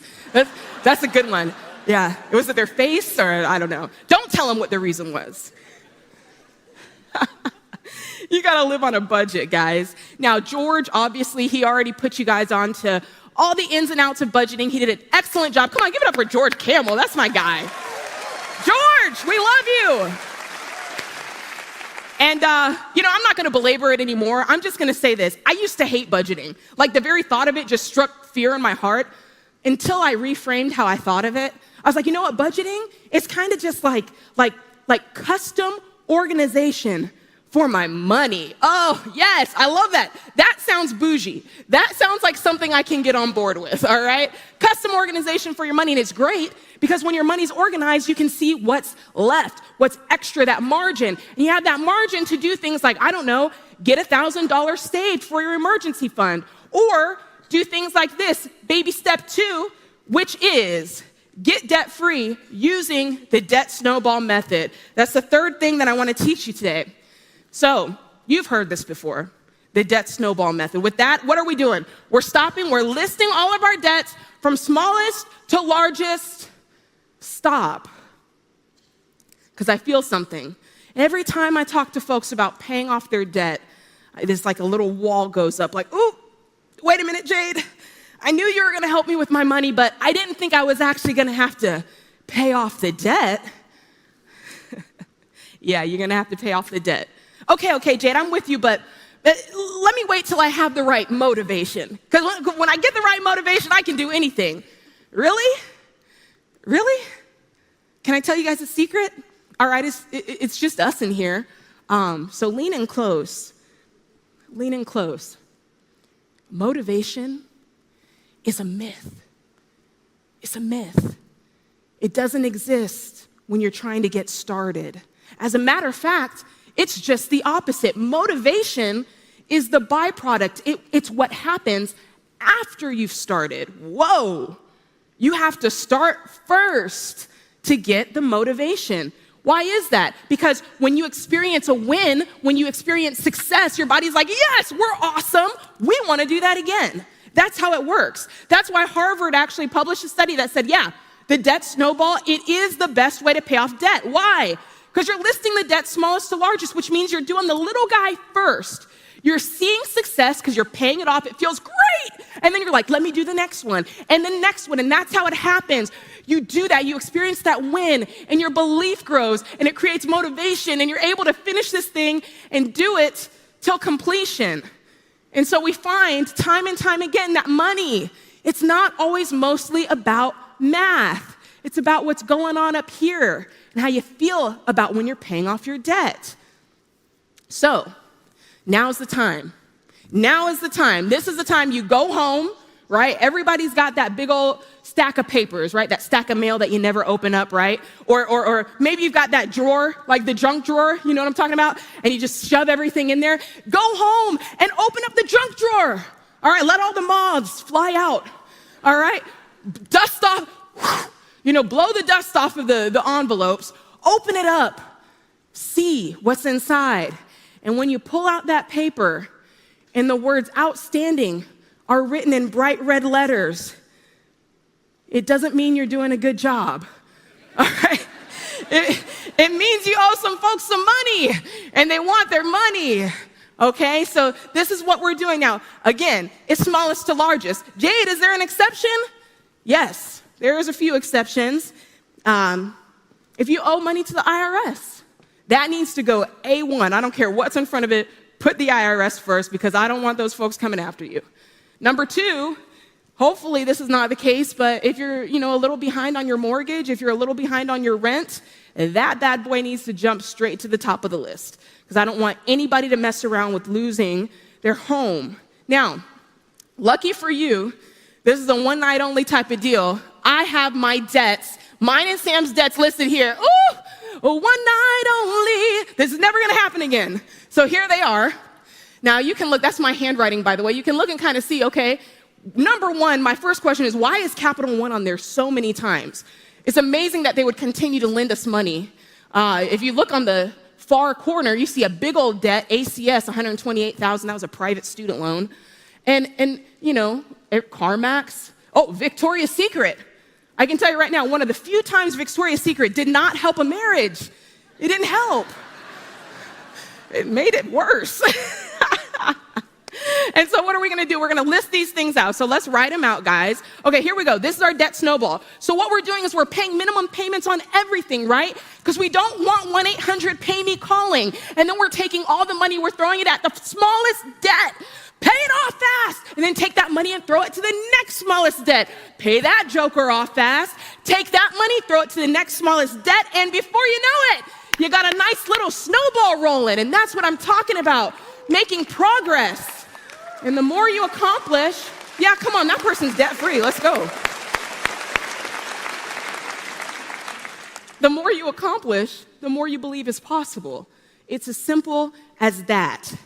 Now, you can see it. We've demonstrated it. You're never going to build wealth if you don't first reclaim that freedom from debt. You got to get your income back in your pocket, and you've got to do it quickly. Now, to play off what George was saying, that margin matters, man. And so you got to get speed behind that debt snowball. So how do you do it? You got to get more money coming in. Now, Sam and I, we took every side hustle in the book. While we were getting our core income up, we took every side hustle. At one point, look, Sam, where are you?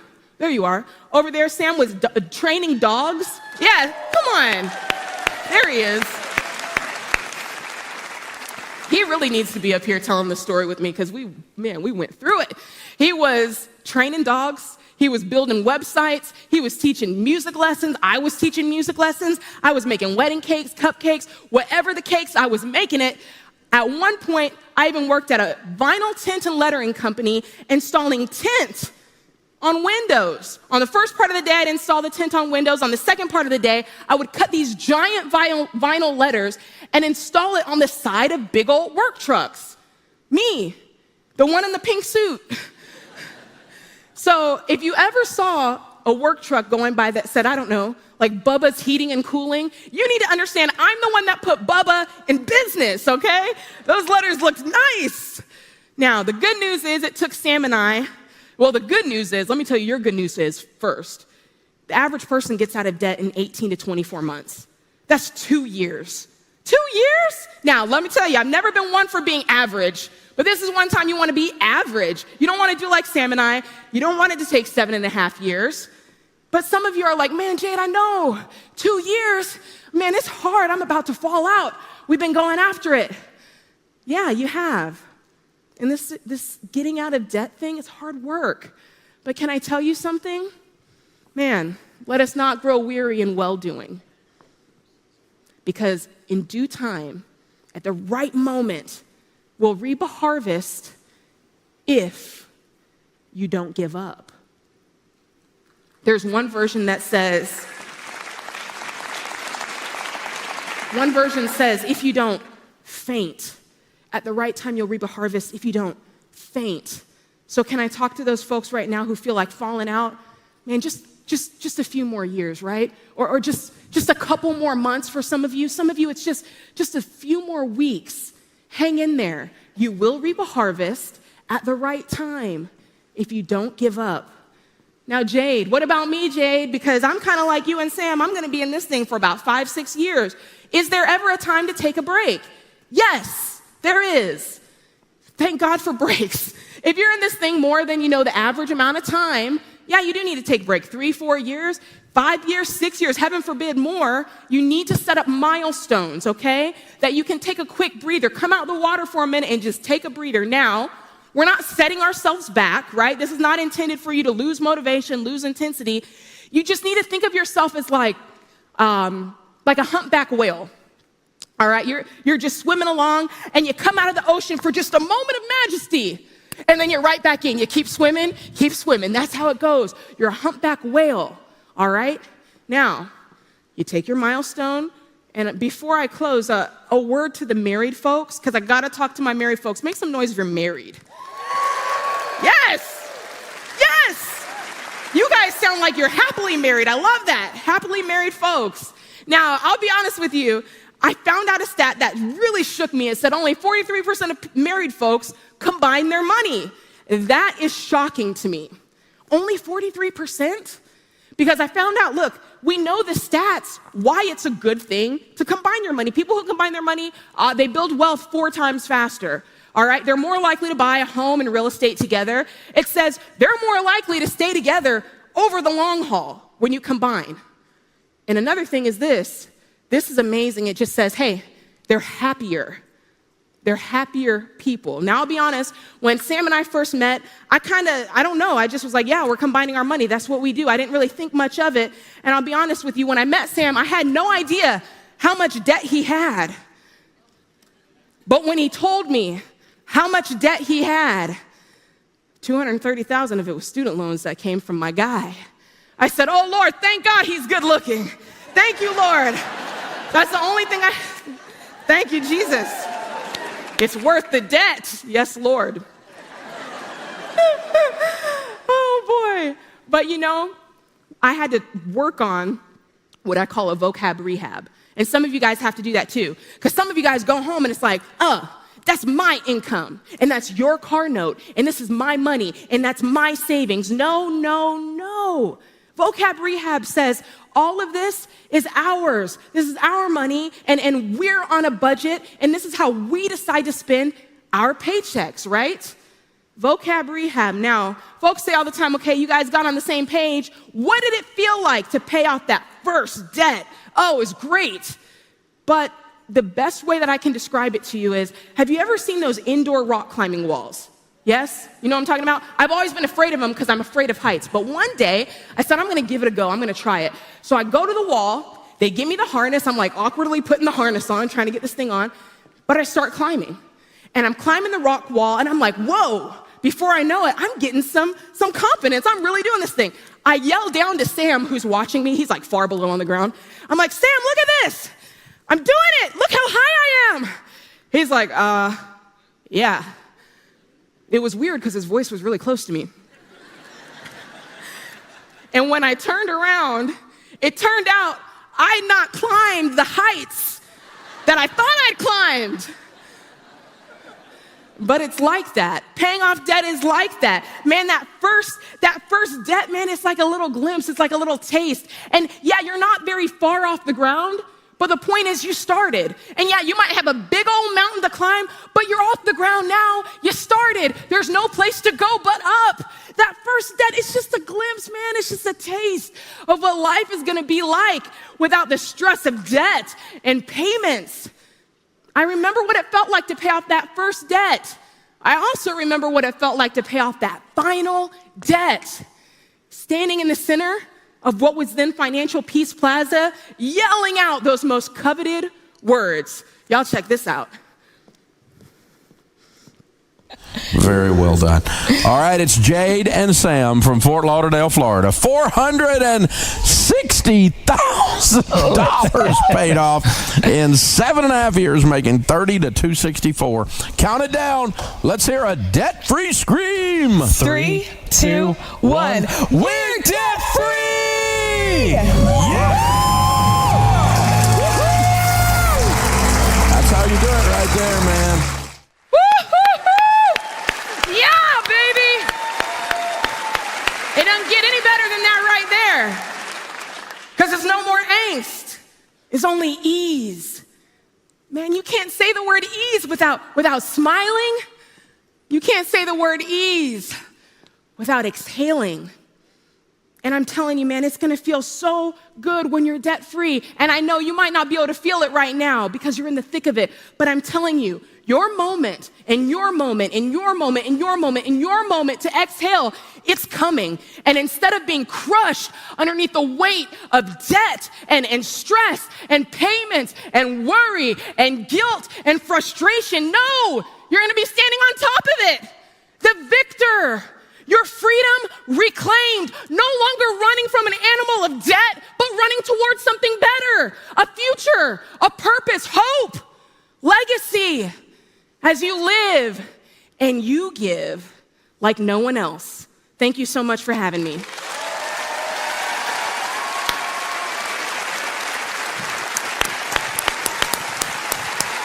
Woo! Yeah! Woo!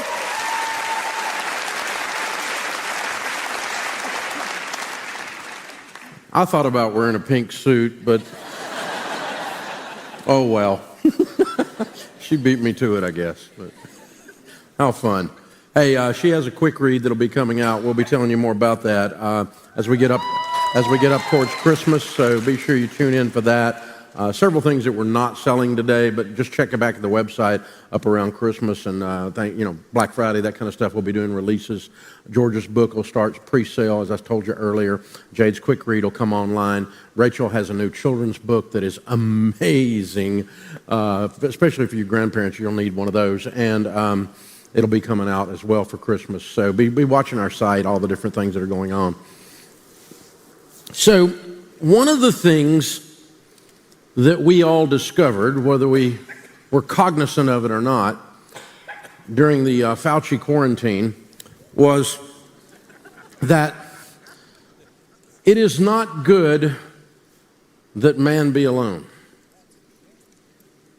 The statistics of despair that Dr. John Deloney talks about, suicide, depression, all skyrocketed during the time that we were quarantined. The numbers probably will never accurately be counted. We were seeing it in our business because we see the money thing, it makes that stuff worse, and we were seeing it. And so coming out of that, many people, whether they're consciously doing it or unconsciously doing it, are treasuring this idea of having human contact again. It is not good that man be alone.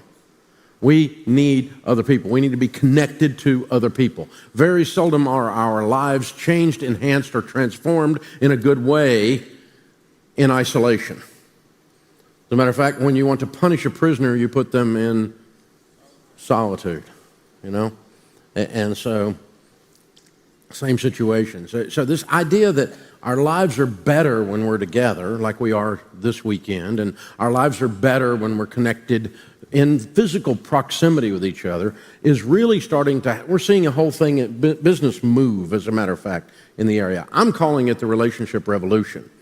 This idea that people are realizing that physically being in the presence of another person causes everything to be better, whether it's a business, whether it's productivity, whether it's creativity, whether it's just straight up relationships, whether it's the quality of the communication. Even, for God's sakes, Zoom has told their employees to come back to the building and work. I mean, that's how radical this idea is. Think about it. The irony of that is humorous, to say the least. So this idea of being on the same page and being in the presence of each other is a big deal. Now, how many of you have been through Financial Peace University? Wow. Looks like almost half the room. Good. Well, there's three kinds of people in the room then. There's those that went through it and it didn't work because you didn't work it, so you need to do it again. You failed. You flunked the class. There's those that went through it and everything's going really good, and you're in a good position to help other people with Financial Peace University and tell them about it. And there's those of you that have never been through it. In either case, every one of you need to listen to this. It's a big deal. This we have discovered now with 10 million people having gone through Financial Peace University. It is by far the largest personal finance class and had the most impact of anything in that category in modern day history. Nothing's even close. 10 million people in 50,000 churches have gone through it.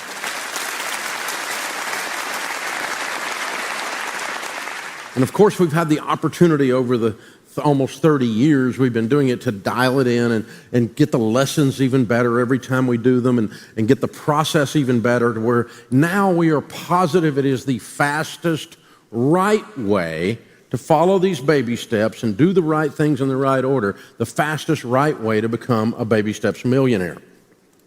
Team's been working really hard. We've got the newest, latest version of the videos out. They're absolutely incredible. It's got George, Rachel, Deloney, me, teaching the lessons all the way through. And it's stuff you've never seen before. It's absolutely crazy. So what we're going to do for today, for you guys, and for those of you watching at home as well, is do the best price and the best bundle that we've ever done right now, because we're experimenting with some stuff, candidly, inside of Ramsey to figure out how we can help Financial Peace University get to more and more and more people. What is the key thing that causes that to happen? Because we know that it works when we do it. So if you were to purchase it today, you're going to get a free coaching session with one of our trained Ramsey coaches. That would cost you about $200 if you just bought that online. You're also going to get 12 months of daily coaching calls with a group with our coaches. That, again, would be about a $240 item. We're going to connect you up with the world's best budgeting app, $Every$, and it's showing up on all the websites now. Anywhere you look at rankings, it's right up in the top. If you're going to do budgeting, $Every$ is the way to do it. The $Every$ premium costs $69, and it will, or $60, I'm sorry, it would make you connect to your bank. So when you buy something on your debit card, it shows up on your budget. And it shows right there, and you just enter it in, make sure, okay, that's food, and I can put that in from the grocery store, and I can move it over there, okay? And it helps you to keep the budget moving and makes it actually very easy to do once you get it set up and get it going. And then, of course, Financial Peace University is $79. And we're going to throw in my latest #1 bestseller, the Baby Steps Millionaires book as well. And for those of you in the audience physically, you'll leave with the book today. Those of you watching at home will get the book to you, obviously, when you sign up. Now, so the Financial Peace University bundle looks like this. You're going to be able to redeem the voucher at any time or help someone else do it. That's $579 worth of stuff. And we're doing it. This is just stupid. We're doing it for $69, okay? That's just crazy, y'all. And that's for today only, all right? Again, I'm trying to experiment with those of you that have been through about what it takes to get you to give it away to someone else. Maybe keep the book, give the thing away, right? Whatever. Or, one lady, we were doing this a while back. One lady bought 10. She goes, okay, Christmas is done. And so if you want to do that, we'll help you even more. Instead of $69, if you want to buy 2, they're $99 in pairs. So that's just nuts, y'all. I mean, that's barely buying the book. Just the books are now $30, retail and Amazon. So check it out. Make sure you're doing this stuff. Listen, if you follow this plan, it works 100% of the time. I mean, we have this dialed in. There's a lot. I can't fix my own car, but this I got fixed, okay? This stuff's working. I know how to do this. I'm the guy on this. Ramsey, the group that works on this at home, almost 1,100 of us in the building. This is what we spend our time and our focus on to be a blessing to you guys to make sure this happens. It will absolutely change your life if you do it. Those of you that have been through it, am I right? Okay. You can talk to them if they're clapping, all right? But, I mean, you buy it and set it out on the table as a coaster, and don't ever open the book or don't take the class, don't actually do the stuff, then it won't work, of course. But of course it works when you do it. That's why we've dialed it in and been able to turn the knobs on it and get this thing really going. The beautiful thing about it is I've gotten to meet a bunch of these baby step millionaires, people who followed the process, not only got out of debt like Jade and Sam, and then went on to become millionaires like George and his wife, okay, Whitney. And so, George is a 32-year-old millionaire. And he was a marketing intern. I mean, that's where he started. And it's not magic. It wasn't get rich quick. It took a decade, but he followed the stuff precisely. And of course, you're working on our team. You have a lot of positive peer pressure, right? So he's doing the stuff. But oh my gosh, this stuff, man, it's so fun to run into people. I ran into a guy at the hotel. I was checking out a while ago. He's like, man, Ramsey. And I'm like, yeah. He said, Ramsey. Couldn't remember my first name. It was hilarious. But it's like, Ramsey. He goes, man, I'm a millionaire because of you. I said, you followed the baby steps? He said, yeah, absolutely. Exactly. I followed them. Yeah, that's what happens, man. So that's cool. He doesn't need to remember my name. He's the hero. He went and changed his life. That's perfect. That's exactly the way it should be done. And I want to introduce you to a couple of my friends by video here. They're absolutely incredible. George and Lisa. So George, as you will hear, works at the water treatment plant in Los Angeles County. And he's been there for 40 years. And he followed the baby steps. They started taking Financial Peace University in 2012. They had already been doing some of the stuff. They were fairly smart. They didn't have a ton of debt, and they'd already been investing by the time they found us in 2012. But basically 11 years ago, He found us going through Financial Peace University, and it took the things he'd been doing, and then he started following the baby steps precisely and doing the steps, doing every little detail, the nuance, doing the budget, doing everything, and then he ends up being a Baby Steps millionaire. So watch George and Lisa. If he can do it, anybody can do it. Hey guys, it's Rachel. Okay, real quick, before we show you that video, I want to challenge you.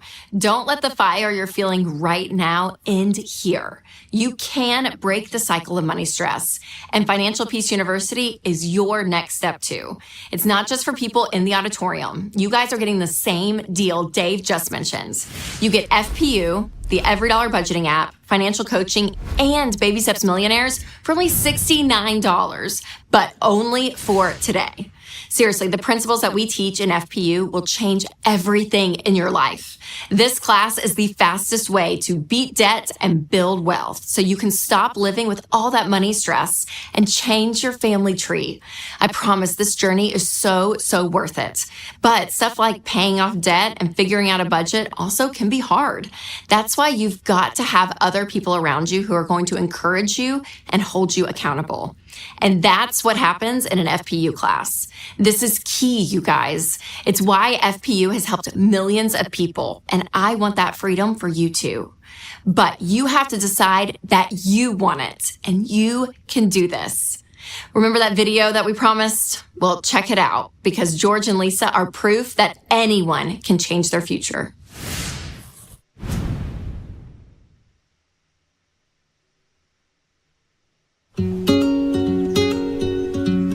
I told my wife, I'm thinking about retiring. I'm run the numbers, see what she goes, well, if you want to, you think you're ready? I go, yeah. I thought, let me calculate this. Let's check out your 401k, how much is in there. And I told him, I think we're a millionaire. I didn't believe her.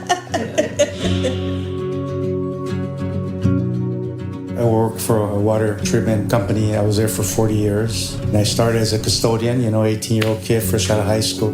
As I'm there working and I see that there's other jobs, and I took some supervisory classes at the junior college, and I put in for the jobs, interviewed, prepared myself, and I actually got the job. We had a 401k, and so I started just 2%, small.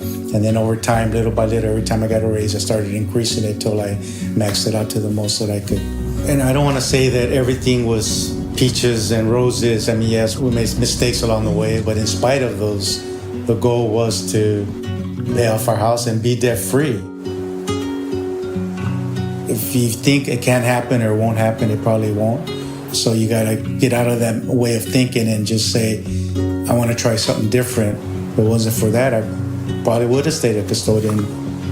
I mean, it sounds so simple, but everything you do can just take you another step forward if you're intentional about saving.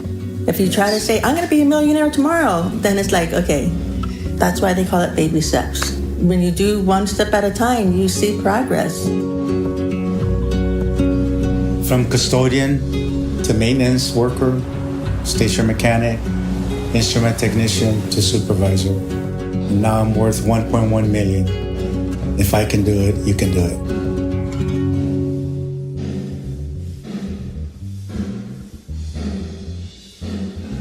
Gosh, what a story, you guys. And listen, if George can start off as a janitor and become a millionaire in America, then just think about all the things that could be possible for you.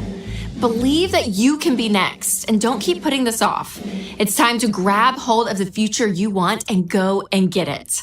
So start FPU right now. You got this. Thanks for watching.